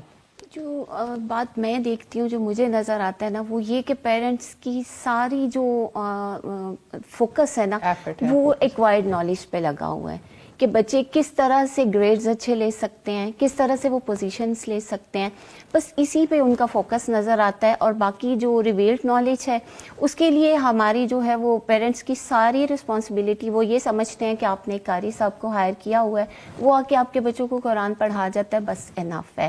1-2 دفعہ قرآن مجید ختم ہو گیا ہے, بس ٹھیک ہو گیا ہے. اس کے بعد قاری صاحب کے پاس دعائیں اور وہ کچھ سورہ 30 پارہ کی اگر ان کو حفظ ہیں تو بس ان کی ذمہ داری پوری ہو گئی. مجھے یہ بہت جو چیز جو ہے نا وہ ٹریگر کرتی ہے کہ پیرنٹس جو ہیں وہ اپنی ڈیوٹی اس طرح سے پوری نہیں کر پا رہے. انسٹیٹیوشنس کو دیکھیں آپ تو وہاں بھی بچوں کو سارا دن ایک ہی چیز, جس طرح اسلامیات کا اگر میں بات کرتی ہوں کہ اسلامک اسٹڈیز کو اگر ہم دیکھتے ہیں نا تو اس میں صبر بچوں کو سکھایا جاتا ہے, شکر پڑھایا جاتا ہے, سکھایا نہیں جاتا, پڑھایا جاتا ہے. نبی صلی اللہ علیہ وسلم نے جب کبھی بھی کسی کو کوئی بھی نصیحت کی تو وہ قرآن کے حوالے سے کی. قرآن کا آپ نے جب کبھی بھی جو بھی نصیحت کی وہ قرآن ہی آپ بیان کرتے تھے. تو میرا بہت دل چاہتا ہے کہ بچوں کے سلیبس میں ہم قرآن ایڈ کر دیں. انفارچونیٹلی ہم نے اس کو ایڈ بھی کیا, ناظرہ پڑھایا, ہم نے تفسیر القرآن جی ایڈ ہوا ہے سلیبس میں, لیکن اس کو بھی ہم سلیبس کے طور پہ پڑھ رہے ہیں. اس میں بھی سلیکٹیو آیات ہوتی ہیں, پوری سورج اسلامک اسٹڈیز کے ساتھ ہے یا باقی سبجیکٹس کے ساتھ بھی یہی ہے کہ کریکولم کو بس نالج ہے اور نالج سارا کچھ ایسا ہی چل رہا ہے, ہر جگہ ایسا ہی ہو رہا ہے, ہر سبجیکٹ کے ساتھ ایسا ہی ہو رہا ہے. ایکسپیریمنٹس کروائے نہیں جاتے, وہ رٹوائے جاتے ہیں, جو میں دیکھ رہی ہوں بچوں میں نا. جو ابھی تک جتنے اسکولس کو میں نے دیکھا ہے ماشاءاللہ, ایک ایکسپیرینس ہے میرا الحمدللہ آلموسٹ 6 to 7 years کا, اس میں میں نے یہی چیز محسوس کی ہے کہ ہم بس جس طرح لارڈ میکالے نے کہا تھا نا کہ ان کو ایک ایسا تعلیمی نظام دو کہ یہ اپنی موت آپ مر جائیں.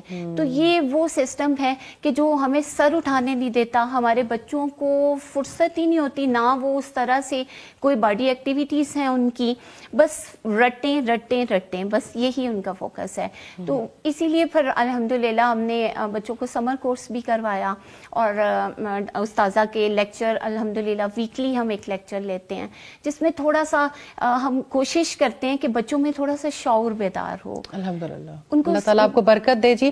اور آپ دونوں کی گفتگو سے یہ لگتا ہے کہ اگر کہیں پر بھی کوئی بھی ایجنٹ جو ایز اے ٹیچر ہے, ایز اے پیرنٹ ہے, اگر وہ اپنے رول کو رائٹلی انڈرسٹینڈ کرتا ہے تو بہرحال جتنا وہ امپیکٹ دے سکتا ہے معاشرے میں وہ تو کوشش کر رہا ہے. استاد, ایٹ دی اینڈ ہمیں نظر یہی آتا ہے کہ ایجوکیشن اور وہ ایجوکیشن جس کے بارے میں اللہ اور اللہ کے رسول صلی اللہ علیہ وسلم نے گائیڈ کیا وہ ایک ڈفرینس لے کے آتا ہے.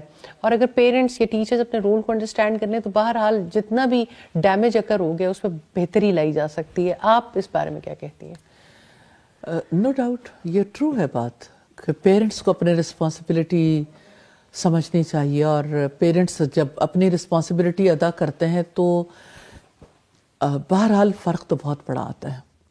لیکن وہی بچے جس وقت سوسائٹی میں جاتے ہیں اور جس وقت ماحول سے متاثر ہوتے ہیں بہت ساری چیزیں دھل جاتی ہیں. کتنے لوگ ہیں جن کے پیرنٹس انہیں بہت اچھے راستے پہ چلانے کی کوشش کرتے ہیں, لیکن ایک ایج پہ جا کے جب فرینڈس, جب ماحول انہیں کسی اور سطح پہ لے جاتا ہے تو وہی بچے ڈی ٹریک بھی ہو جاتے ہیں. تو یہ تو ایک ہول سم اپروچ کے تحت ہی سوسائٹی کے اندر چینج رہتی ہے, یہ صرف پیرنٹس کی رسپانسبلٹی نہیں ہے.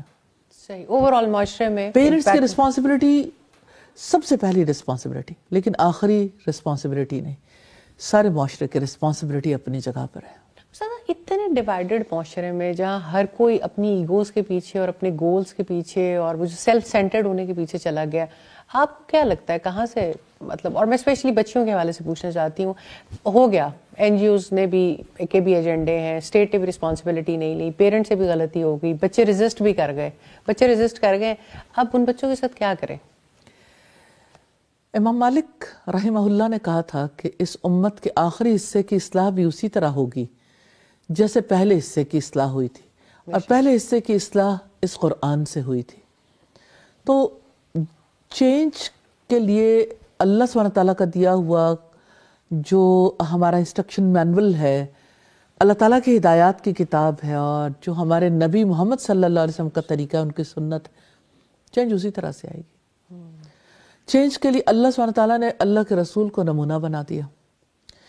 آپ یہ دیکھیں, مثال کے طور پر ہم مطلب میرجز کی بات کر رہے ہیں, صرف اس ایک اینگل کو دیکھیں تو آپ کی ہر شادی میں ہمارے لیے کتنا بڑا نمونہ ہے. مثال کے طور پر حضرت عائشہ کی شادی, پیرنٹس کی طرف سے ایک رسپانسبلٹی ہے جسے انہوں نے ادا کرنا ہے. ایک ہے آپ صلی اللہ علیہ وسلم کے لیے اللہ تعالیٰ کے کیا مقاصد تھے. اس ایک شادی کو لے کے میں یہ کہتی ہوں کہ اس سے نان بلیورز نے تو جو کیا سو کیا, ہماری سوسائٹی میں اس کو اپنے لیے نمونہ سمجھنے کی بجائے ہر بچے کے ذہن میں بٹھا دیا گیا early marriage, early marriage, early marriage. اور وہ ایک یعنی لوگوں کے لیے ایک بہت بڑا میں اتنا بڑا ڈاؤٹ بن گیا اور وہ ذہنوں سے نکلتے ہیں، رو میں بہ گیا جب رسول صلی اللہ علیہ وسلم اتنی بزرگ خواتین سے بھی شادی کرتے نظر آتے ہیں. حالانکہ آپ دیکھیں آج صبح بھی میں پڑھ رہی تھی تو یہ کہ ارلی میرج ہوگی تو اس کی وجہ سے فلاں سکھر کی خاتون تھی، لاڑکانے کی تھی، فلاں جگہ کی بچی تھی تو اس کو جو ہے اس کی ہڈیاں خراب ہو گئیں، اس کے بچے پیدا ہوئے تو اس کا یہ ہو گیا. آپ یہ دیکھیں کہ کسی کے انڈیویجولی مسائل ہو سکتے ہیں، مطلب کسی غربت کی وجہ سے کسی کی صورتحال ایسی ہے کہ اس میں 30 سالہ عورت کے بھی وہی مسائل ہیں، اس میں چھوٹے بچوں کے بھی وہی مسائل ہیں، آپ اسے ارلی میرج کا نام دے دیں تو بہرحال بہت بڑی زیادتی ہے. تو اگر ساری سوسائٹی اس کے پیچھے لگ جائے کہ رسول اللہ کی سنت کو غلط ثابت کر کے رہنا، نعوذ باللہ. اور پھر آپ دیکھیں کہ رسول اللہ نے جب حضرت خدیجہ سے نکاح کیا، اس نکاح میں ہمارے لیے کتنا بڑا سکوپ ہے کہ ایک عورت بھی اس مقام پر آ سکتی ہے کہ وہ کسی کے اندر اچھے اوصاف دیکھتی ہے تو رشتے کے لیے صرف یہ مرد کا کام نہیں ہے، ایسا کوئی پروپوزل اس کی جانب سے بھی ہو سکتا ہے. اور اگر ہم دیکھیں جیسے آپ کا نکاح یعنی حضرت صفیہ سے آپ نے نکاح کیا تو ایک غلام عورت ہے، اس کو کتنا بڑا سٹیٹس دیا، اس کو آزاد کر کے اس کے ساتھ نکاح کرنا، اس میں بہت بڑی خیر ہے. حضرت حفصہ کے ساتھ نکاح ہے، باپ کوشش کر رہا ہے، خود باپ نے آگے بڑھ کے یعنی پروپوز کیا ہے تو والدین کی ذمہ داری بنتی ہے کہ وہ اپنی بچی کے لیے خود آگے بڑھ کے ایفرٹ کریں. اب گھر بیٹھ کے والدین یہ چاہتے ہیں کہ خود بخود کوئی نہ کوئی رشتہ آئے گا تو ٹھیک ہے، ورنہ یعنی ایفرٹ نہیں کرنی. تو حضرت حفصہ کے نکاح میں ہمارے لیے بڑی خیر ہے، ہمیں ضرور یہ دیکھنا چاہیے. پھر اب دیکھیں کہ نبی صلی اللہ علیہ وسلم نے جن جن خواتین کے ساتھ نکاح کیے، ڈیفرنٹ ایج گروپ کی خواتین کے ساتھ، حضرت ام سلمہ کو دیکھیں 8 بچوں کی امی ہیں اور بیوہ عورت ہے، تو بیوہ عورتوں کے لیے بھی نکاح کا سلسلہ موجود ہے. بن بیاہے نہیں بیٹھے رہنا چاہیے اور سوسائٹی کو ان کی خبر لینی چاہیے کہ جن لوگوں کے لیے مسائل کھڑے ہوں گے. حضرت حفصہ یعنی اگر ایک عورت جو ہے وہ کوئی طلاق یافتہ ہے یا کوئی بیوہ ہے، اس کا حق بنتا ہے اس کے پیرنٹس اس کے لیے کوشش کریں آگے بڑھ کے. مجھے ملائیشیا کے بارے میں کسی نے بتایا کہ ملائیشیا کا ایک بہت بڑا ایشو ہے کہ وہاں والدین کے ذمے بیٹے اور بیٹی کی شادی کرنا نہیں ہے. جی، والدین بچپن سے ہی اس کے ذہن میں ڈالتے ہیں اور بچے بچیاں اس سے کتنا بھی اوائڈ کریں، انہیں اپنا رشتہ خود تلاش کرنا ہے. اب جس سوسائٹی میں کسی بچے یا بچی نے خود رشتہ تلاش کرنا ہے، آپ اس کی اٹھان دیکھ سکتے ہیں، وہ اٹھانی ڈیفرنٹ ہوگی، ان کا ماحول ہی ڈیفرنٹ ہوگا، طلاقوں کی ریشو بڑھ جائے گی، لوگوں کا نباہ کرنے کا معاملہ. نیچرلی ایک بڑے کی سمجھداری اور ایک بچے کی یا یوتھ کی سمجھداری برابر تو نہیں ہوتی. تو وہی اسی میں خیر ہے جو اللہ کے رسول صلی اللہ علیہ وسلم کی سنت ہے. تو سوسائٹی اگر خیر کی طرف جانا چاہتی تو ہر معاملے میں اللہ کی کتاب اور رسول اللہ کی سنت کی طرف دیکھنا ہوگا. رسول اللہ نے فرمایا تھا ترکت فیکم امرین، میں تم میں 2 چیزیں چھوڑے جا رہا ہوں، اگر ان کو مضبوطی سے پکڑو گے کبھی گمراہ نہیں ہوگے. کتاب اللہ و سنتی، اللہ کی کتاب اور میری سنت. تو سوسائٹی کہیں بھی چلی جائے، بہرحال اللہ سبحانہ تعالیٰ کی طرف سے یہ فیصلہ ہے، اللہ کی کتاب اور رسول اللہ کی سنت، اس کے علاوہ اصلاح نہیں ہو سکتی. بہتر ہو گیا، جزاک اللہ خیر. میں اس موقع پہ اپنے مہمانوں کو بھی بہت شکریہ ادا کرنا چاہتی ہوں کہ آپ کا انپٹ بڑا ویلیویبل تھا اور انشاءاللہ اسی کانورسیشن کو آگے بڑھائیں گے. ہمیں پروگرام کے آخری حصے کی طرف جانا ہوگا. ایک مختصر سے وقفے کے بعد انشاءاللہ دوبارہ حاضر ہوتے ہیں. پروگرام میں ایک بار پھر خوش آمدید. بلیسڈ فرائیڈے ود استاذہ نگہت ہاشمی آج کا ٹاپک ہے جس پر ہم ڈسکشن کر رہے ہیں کہ لیٹ شادی کرنے کے وجوہات اور پھر معاشرے پہ اس کے اثرات، اور کافی انسائٹس ہیں جو سامنے بھی آ رہی ہیں. وہ استاذہ سے ہم اس حوالے سے گائیڈ لائن بھی لے رہے ہیں. 2 اور مہمانوں نے ہمیں اسٹوڈیوز میں جوائن کیا، میں ان کا بھی تعارف کرواتی چلوں. حمیرہ ہارون صاحبہ ہیں، میں آپ کو بھی ویلکم کرتی ہوں جی. اور ارم شہزادی، میں آپ کو بھی ویلکم کرتی ہوں اس پروگرام میں. انشاءاللہ آپ سے بھی گفتگو کا سلسلہ جاری رہے گا. استاذہ پہلے میں آپ کی طرف آنا چاہتی ہوں دوبارہ سے. پیرنٹس کیا سٹیپس لیں جب بچے اس دنیا میں آتے ہیں، جب بچوں کی پرورش کے معاملات آتے ہیں ڈفرینٹ سٹیجز پہ، اور جب ان کی شادیوں کا وقت قریب آتا ہے، اور وہ کیا وقت ہو جس کے بارے میں وہ سوچیں کہ یہ ایک مؤثر وقت ہے. ظاہری بات ہے یہ اتنا امپورٹنٹ رول ہے کہ ان کی زندگی میں آتے ہی, دنیا میں آتے ہی اس رول کے بارے میں سوچنا شروع کر دینا چاہیے. جزاک اللہ خیر فائزہ. ایسا ہے کہ پیرنٹس کی ذمہ داری ہے کہ وہ اپنے بیٹے اور اپنی بیٹی کو صالح انسان بننے کے لیے تیار کریں, جس میں پہلی چیز ہے اللہ سبحانہ تعالیٰ سے تعلق. انہیں اس قابل بنائیں کہ وہ اللہ سبحانہ تعالیٰ کے ساتھ اپنی زندگی کو جاری رکھنے کے قابل ہو سکیں. للہیت, اخلاص, اللہ سبحانہ تعالیٰ پر توکل, اللہ تعالیٰ سے محبت, اللہ تعالیٰ کا خوف, اللہ تعالیٰ سے امید باندھنا, مشکل حالات میں, مشکلات میں اللہ تعالیٰ کے لیے صبر کرنا, اس کی نعمتوں پر شکر ادا کرنا, اس کے حلال کیے ہوئے کو حلال سمجھنا اور حرام کیے ہوئے کو حرام سمجھنا, اور اپنا محاسبہ کرتے رہنا تاکہ کوالٹی والی لائف برقرار رہ سکے. اپنے بچوں کو خود سے کنیکٹ کرنے سے پہلے اور انہیں کریکٹ کرنے سے پہلے اللہ سبحانہ تعالیٰ سے کنیکٹ کریں, اپنے رسول سے کنیکٹ کریں, اور ان کی یعنی ان کے سوچنے کا انداز جو ہے نا اس کو بدلنے کی کوشش کریں, یعنی اس کو صحیح رخ دینے کی کوشش کریں. بالکل ابتدائی ایج سے جب ایک بچہ اللہ سبحانہ تعالیٰ سے متعلق ہو رہا ہوتا ہے, اس بچے کو جو آج طریقہ کار اختیار کیا جاتا ہے, اس طریقہ کار میں آپ دیکھیں اس یعنی بہت زیادہ اس سوسائٹی میں پریشرز ہیں ایک بچے کے اوپر بھی, ماں باپ کے اوپر بھی, کہیں ایجوکیشن کا, کہیں سوشل میڈیا کا, کہیں فیملی کا, کہیں سوسائٹی کا, پھر ایک گلوبل ولیج ہے. یہ ہر ایک چیز سے ماں باپ متاثر ہو رہے ہیں اور وہ چیز بچے پہ بھی اپلائی ہو رہی ہے. ہر نئی آنے والی جو الیکٹرانکس میں سے کوئی چیز ہوگی, کوئی گیجٹ, سافٹ ویئرز, جو کچھ بھی ہے, سب بچوں تک جہاں منتقل ہو رہے ہوں تو ماں باپ کے لیے ایسا محسوس ہوتا ہے بعض لوگوں کو کہ اگر ہم نے اللہ سبحانہ تعالیٰ سے متعلق کر دیا دنیا سے کٹ جائیں گے.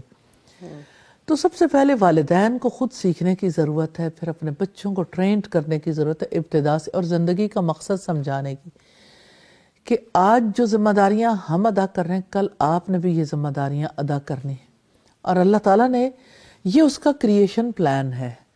یہ اللہ سبحانہ تعالیٰ نے اس مقصد کے لیے دنیا بنائی ہے اور اس سوسائٹی نے ایسے چلنا ہے. اور آپ یہ دیکھیں کہ ایسی بات نہیں ہے کہ یہ صرف مسلمانوں نے سمجھانا ہے. جہاں بھی دنیا میں کسی پازیٹیو نیگیٹو آئیڈیالوجی کے تحت لوگ جی رہے ہیں وہ اپنی آئیڈیالوجی منتقل کر رہے ہیں. آپ یہ دیکھیں کہ کتنا چھوٹا بچہ ہے, ایک بہت چھوٹے بچے کو بھی اگر ایک ایسی سوسائٹی جو چاہتی نہیں ہے, انفلوئنسڈ ہے, اور بچوں کے کریکلم میں فیملی کا کانسیپٹ 4 سال کے بچے کو, 5 سال کے بچے کو, اور اس سے ابو تو ظاہرہ دے رہے ہیں کہ ایک فیملی وہ ہوتی ہے جس میں ماں اور باپ ہوتے ہیں, اور ایک فیملی وہ ہوتی ہے جس میں 2 مائیں ہوتی ہیں جن میں سے ایک باپ ہوتا ہے, اور ایک فیملی وہ ہوتی ہے جس میں 2 باپ ہوتے ہیں جن میں سے ایک ماں ہوتی ہے.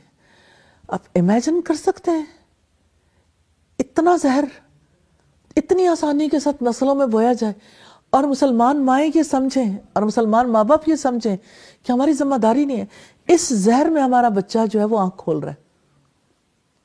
اس کو فیملی کا کانسیپٹ بالکل ابتدائی لیول پہ دینا چاہیے کہ فیملی کیا ہوتی ہے, اور فیملی کا لیے جو اللہ نے سسٹم بنایا اس میں خیر کیا ہے, اور اس کے علاوہ کوئی اور دنیا میں چیز ایسی نہیں ہے جس میں کسی قسم کی خیر ہو.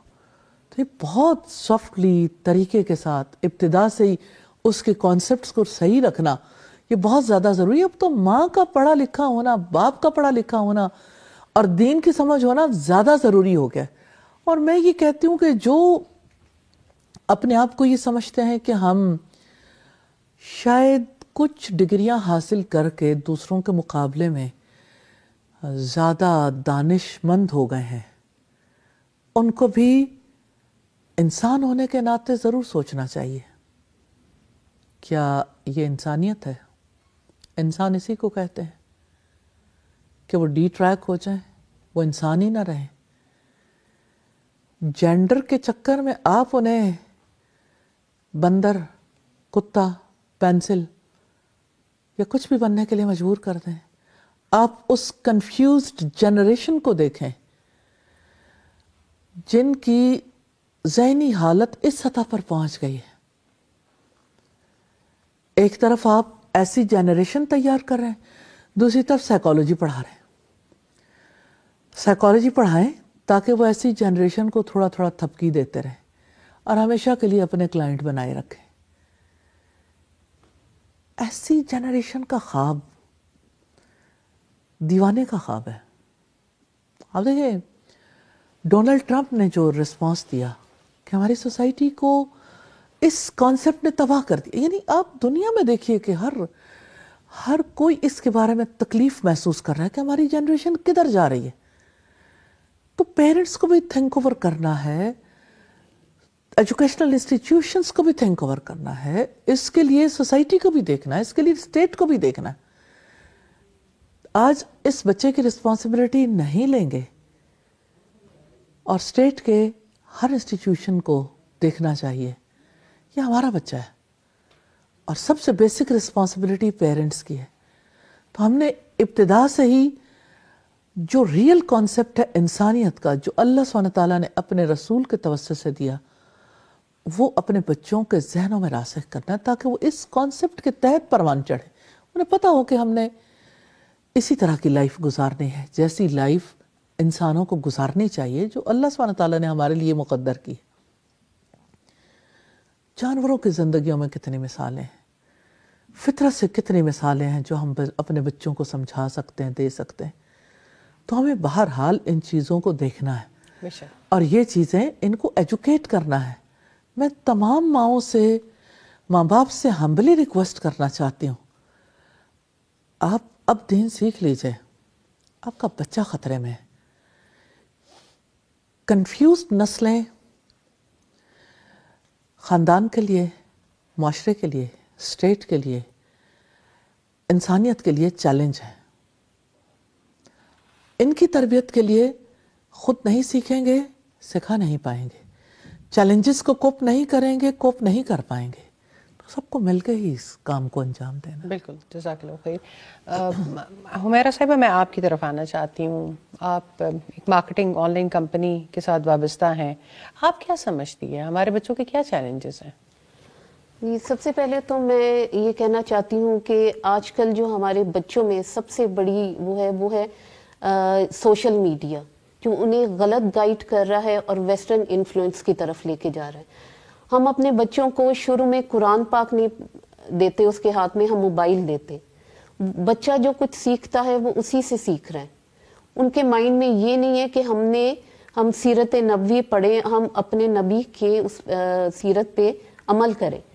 وہ ان کا سارا انفلوئنس آتا ہے ویسٹ سے، وہ انہیں، اور پھر ہم ان کی جیسے اپ برنگنگ کرتے ہیں تو وہ ان کے مائنڈ میں یہ نہیں ہے کہ ہم نے ایک اچھا انسان، اچھا مسلمان بننا ہے۔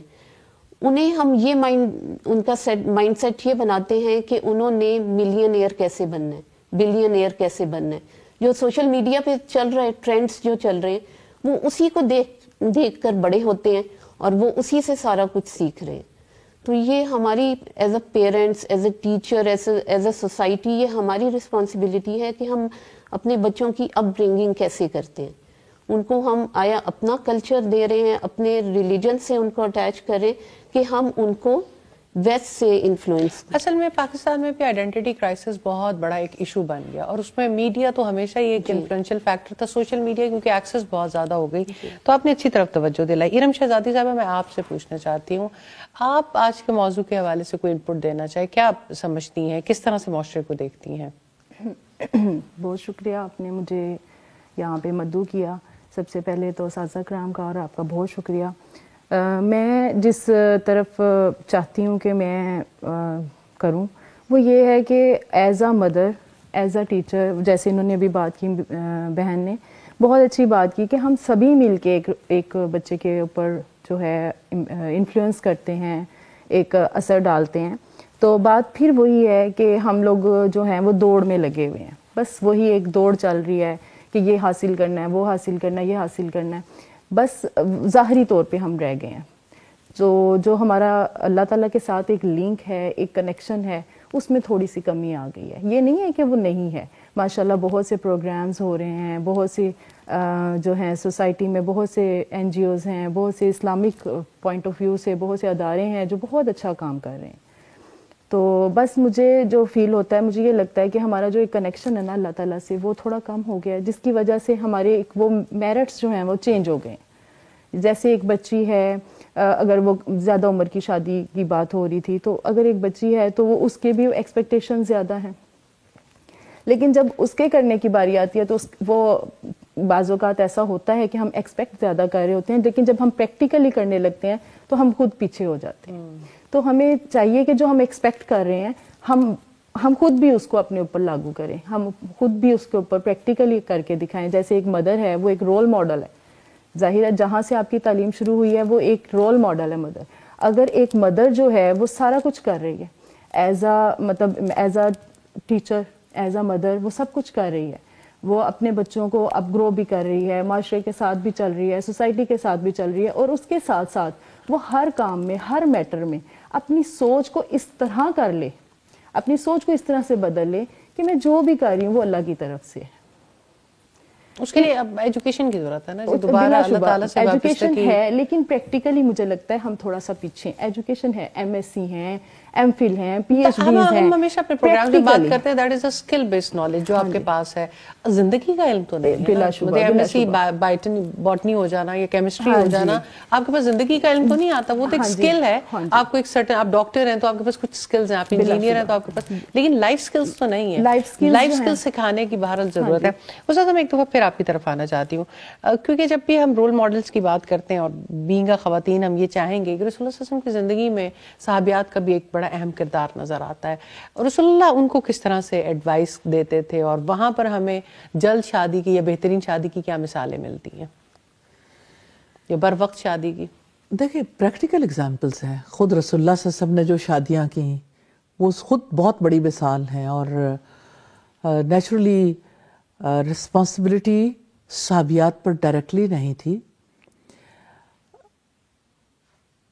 ایج کے اعتبار سے اگر آپ دیکھیے تو آپ کے پاس آنے والی بچیاں بھی تھیں، خواتین بھی، ینگ مدرس بھی اور اولڈ ایج بھی، لیکن ڈائریکٹلی ان کو ایجوکیٹ کرنے کے لیے آپ سے زیادہ حضرت عائشہ اور ازواج مطہرات وقت دیتی تھیں. اپنے معاملات لے کے جس وقت وہ آتی تھیں تو ان کو گائیڈ کرتے تھے. جو چیز رسول اللہ صلی اللہ علیہ وسلم کی یعنی تربیت میں رہنے والے لوگوں کے اندر آئی تھی وہ یہ کہ اپنی ذمہ داریوں کو بر وقت اور آسان طریقے سے ادا کریں. تو اس اعتبار سے آپ صلی اللہ علیہ وسلم نے جو کیا، جو کہا، وہ انہوں نے ایکسیپٹ کیا. آپ کی شادیوں کی بات ابھی ہم تھوڑی دیر پہلے بھی کر رہے تھے کہ آپ نے مختلف ایج کی خواتین سے شادیاں کیں اور مختلف سٹیٹس کے لوگوں عورتوں سے شادیاں کیں، بچوں والیوں سے بھی کیں، طلاق یافتہ سے بھی کیں، بیوہ عورتوں سے بھی کیں. اور یہ ہے کہ یعنی حضرت خدیجہ نے آپ کو پروپوز بھی کیا، اور اس طرح سے اگزامپل سیٹ ہو گئیں. والدین کی ذمہ داری بھی پتہ چلتی ہے، جیسے حضرت عمر نے اپنی رسپانسبلٹی ادا کی، جیسے حضرت ابو بکر نے اپنی بیٹی کا نکاح کیا.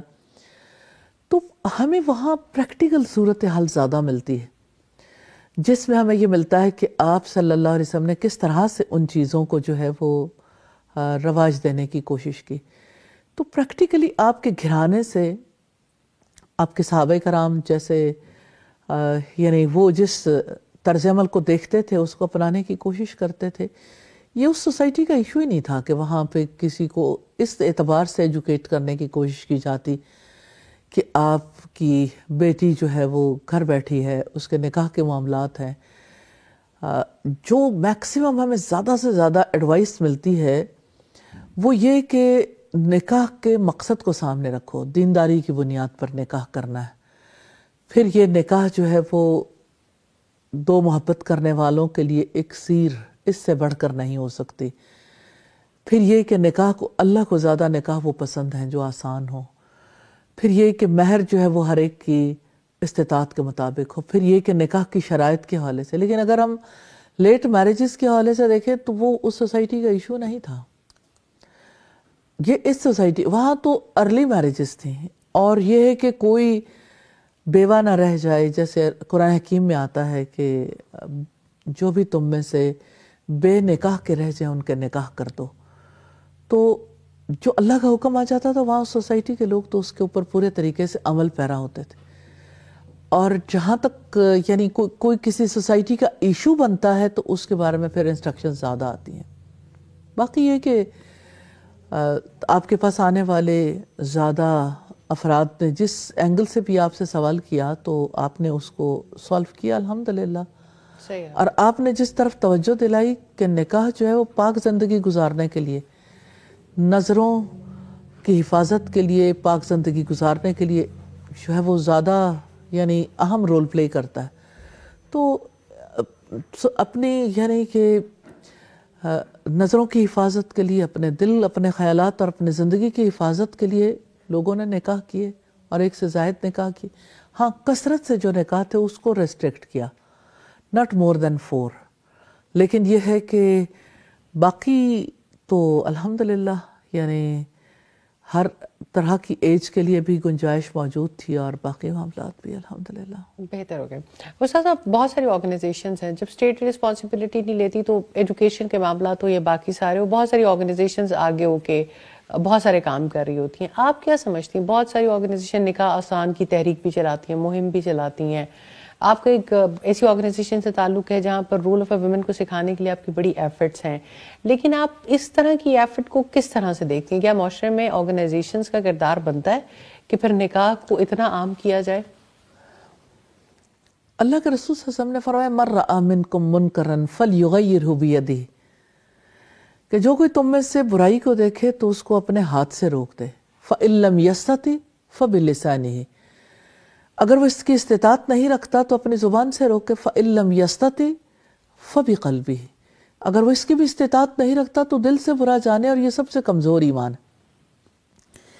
یہ تو پہلی بات ہے کہ اگر کوئی ایک سوسائٹی کا ایشو ہے، کریٹیکل ایشو ہے، اس کے اوپر ہر ایک کو اپنا فریضہ ادا کرنا چاہیے. اور اس کے لیے یہ ضروری نہیں کہ کوئی آرگنائزیشن ہو، جو جہاں پہ ہے اسے اپنا رول پلے کرنا چاہیے. جہاں تک آرگنائزیشنز کا یا دینی جماعتوں کا تعلق ہے یا سیاسی جماعتوں کا، ان کا رول تو بنتا ہے کہ جو سوسائٹی کے چیلنجز ہیں. مطلب مجھے یہ سمجھ نہیں آتی کہ جب کبھی ہمارے یہاں الیکشنز ہوتے ہیں تو الیکشنز میں فلاں علاقے کی سڑک بن جائے گی یا فلاں علاقے کے فلاں معاملات سالو ہو جائیں گے. اب آپ دیکھیں کہ حالانکہ کسی ایم این اے یا ایم پی اے کا یہ رول نہیں ہوتا، لیکن ان ایشوز کو یا ان معاملات کو ریزالو کرانے کی کوشش کی جاتی ہے. کبھی کسی سوسائٹی کے جو ریئل ٹائم چیلنجز ہیں ان کے اوپر بھی کبھی بات ہوتی ہے کہ ان معاملات کو سالو کریں. تو ایک تو یہ بات. دوسری بات یہ کہ دینی آرگنائزیشنز اگر اپنا یہ فریضہ انجام دینے کی کوشش کرتی ہیں، ان کو بہت خوشائند ہے اگر کوئی کر رہا ہے. جہاں تک نکاح آسان کی بات ہے نا، تو مجھے لگتا ہے کہ اس کا مفہوم سمجھنا جو ہے نا، اس میں لوگوں نے بڑی غلطی یعنی میں سمجھتی ہوں کہ اس میں تھوڑا انڈرمائن کیا. میں غلطی تو نہیں کہتی، ٹھیک ہو گیا، لیکن اسے انڈرمائن کیا کہ آپ آسانی صرف یہ ہے کہ سادگی سے نکاح کر لیں، ٹھیک ہے، آسانی کے لیے چلو مشترکہ اجتماعی شادیاں کرا دیں، ایک وقت میں جو ہے وہ کھانا ہو جائے، ایک وقت میں جو ہے وہ باقی معاملات ہو جائیں. لیکن ہے وہی نظام، یعنی تھوڑا لوور سٹینڈرڈ پہ لے آؤ. آسانی اسے کہتے ہیں کہ وہ رہے لیکن تھوڑا یعنی اسے منیمائز، اس کے چیلنجز کو کوپ کر لیں. ایک لڑکی یا ایک لڑکا جس نے نکاح کے مقاصد کو نہیں سمجھا، اس کے لیے نکاح کب آسان ہوگا؟ اس کے لیے تو نکاح چیلنج ہی رہنا ہے. تو نکاح میں آسانی تو یہ ہے کہ نکاح کے مقاصد کو سمجھیں اور نکاح کے حوالے سے اپنی ذمہ داریوں کو سمجھیں. اگر آپ وہ بتانے میں کامیاب ہو جاتے ہیں تب آسانی مستقل رہے گی. یہ تو ٹیمپریری طور پر تھوڑا سا جو ہے وہ یعنی یہ اس کا فائدہ ہے اس کا بھی، لیکن یہ ہے کہ اس کو بھی ریئل ٹائم سالو کیا جائے تو وہ ظاہر ہے کہ مائنڈ سیٹ چینج کرنے سے ہی سالو ہوگا. آسانیاں اور طرح سے پیدا ہوتی ہیں کہ اس کے لیے کوئی ضرورت ہی نہیں ان سب چیزوں کی کہ آسانی کے ساتھ رخصتی ممکن ہو جائے. ایک باپ نکاح کے بعد اپنی بیٹی کو، سعید بن مسیب رحمہ اللہ، وہ چھوڑ کے آتے ہیں اپنی بیٹی کو، اپنے اسٹوڈنٹ تھے ان کے جن کے ساتھ نکاح کیا تھا، تو ان کے گھر چھوڑ آتے ہیں. That's it. یعنی اتنی آسانی ہے پھر کہ اس کے لیے آپ کو کوئی لوگ اکٹھے کرنے کی ضرورت نہیں کہ لوگ ہی اکٹھے ہوں اور پھر مل جل کے اسے رخصت کریں اور اس کے لیے خصوصی بہت کچھ اختیار کیا جائے. آسانی تو یہی ہے نا کہ رکاوٹیں عبور کر لی جائیں. جو یعنی اصلاً جو پڑھے لکھے انٹلیکچوئلس ہیں ان لوگوں کو تو خاص طور پہ سوچنا چاہیے کہ اس میں اصل رکاوٹ کیا ہے. تو اصل رکاوٹ جو ہے نا ان ایجوکیٹڈ ہونا، الٹریٹ ہونا، سمجھ نہیں ہے زندگی کی، زندگی کے مقصد کی اور نکاح کے مقصد کی. تو آسانیاں تو اسی طرح سے پیدا ہوں گی کہ لڑکے اور لڑکی کو نکاح اور نکاح کے بعد کی ذمہ داریوں کے لیے تیار کیا جائے، انہیں پیرنٹنگ سکھائی جائے تاکہ وہ اپنا رول پلے کریں، انہیں رشتہ داریاں نبھانا سکھایا جائے. یہ اگرچہ ساری زندگی کی بات ہے لیکن پھر بھی میں سمجھتی ہوں کہ نکاح سے پہلے ضرور ایسے کورسز سے گزارنا چاہیے بہتر ہوگا جس کی وجہ سے وہ سیکھ سکیں. استاذہ میں آخر میں پھر بھی چاہتی ہوں کہ آپ ینگسٹرز کو کوئی ایسی ایڈوائزز دینا چاہیں جس سے ارلی میرجز یا بر وقت میرجز کے لیے وہ زیادہ انکریج ہو سکیں. تو آپ بچیوں کو کیا ایڈوائس ایسا کرنا چاہیں گی کہ زندگی ان کے لیے ایک خوشگوار معاملہ ہو؟ فائزہ جی، نکاح اللہ سبحانہ تعالیٰ کا بنایا ہوا نظام ہے، ہم بھاگ نہیں سکتے. اگر ہم بھاگیں گے بھاگ کے کہاں جائیں گے؟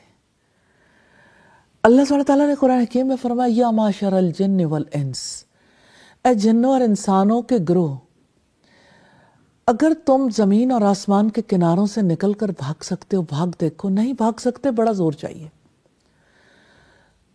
آپ اپنے وجود سے بھاگ سکتے ہو، ضروریات سے بھاگ سکتے ہو، زندگی سے بھاگ سکتے ہو. بھاگ کر کہاں جاؤ گے؟ جانا تو اسی کے پاس ہے. جب جانا اس کے پاس ہے اس نے زندگی کا حساب لینا ہے. آج اگر ہم نے اپنے زندگی کے مقصد کے مطابق اپنے لیے ڈیسیجنز کر لیے آسانی رہے گی، اور اگر آج ہم ڈی ٹریک ہو گئے تو نیچرلی آنے والے کل میں پچھتاوے پھر کام نہیں آئیں گے، چاہے یہ زندگی ہو چاہے اس کے بعد کی زندگی ہو. میں تو ایک ہی بات کہوں گی، نکاح کر لیں. نکاح اللہ کے رسول صلی اللہ علیہ وسلم کی سنت ہے، اللہ کا حکم، نبیوں کی سنت، رسول اللہ کی سنت، انسانیت کا تقاضا ہے، آپ کے وجود کا تقاضا ہے. اپنے وجود سے کب بھاگیں گے؟ کہاں جائیں گے بھاگ کے؟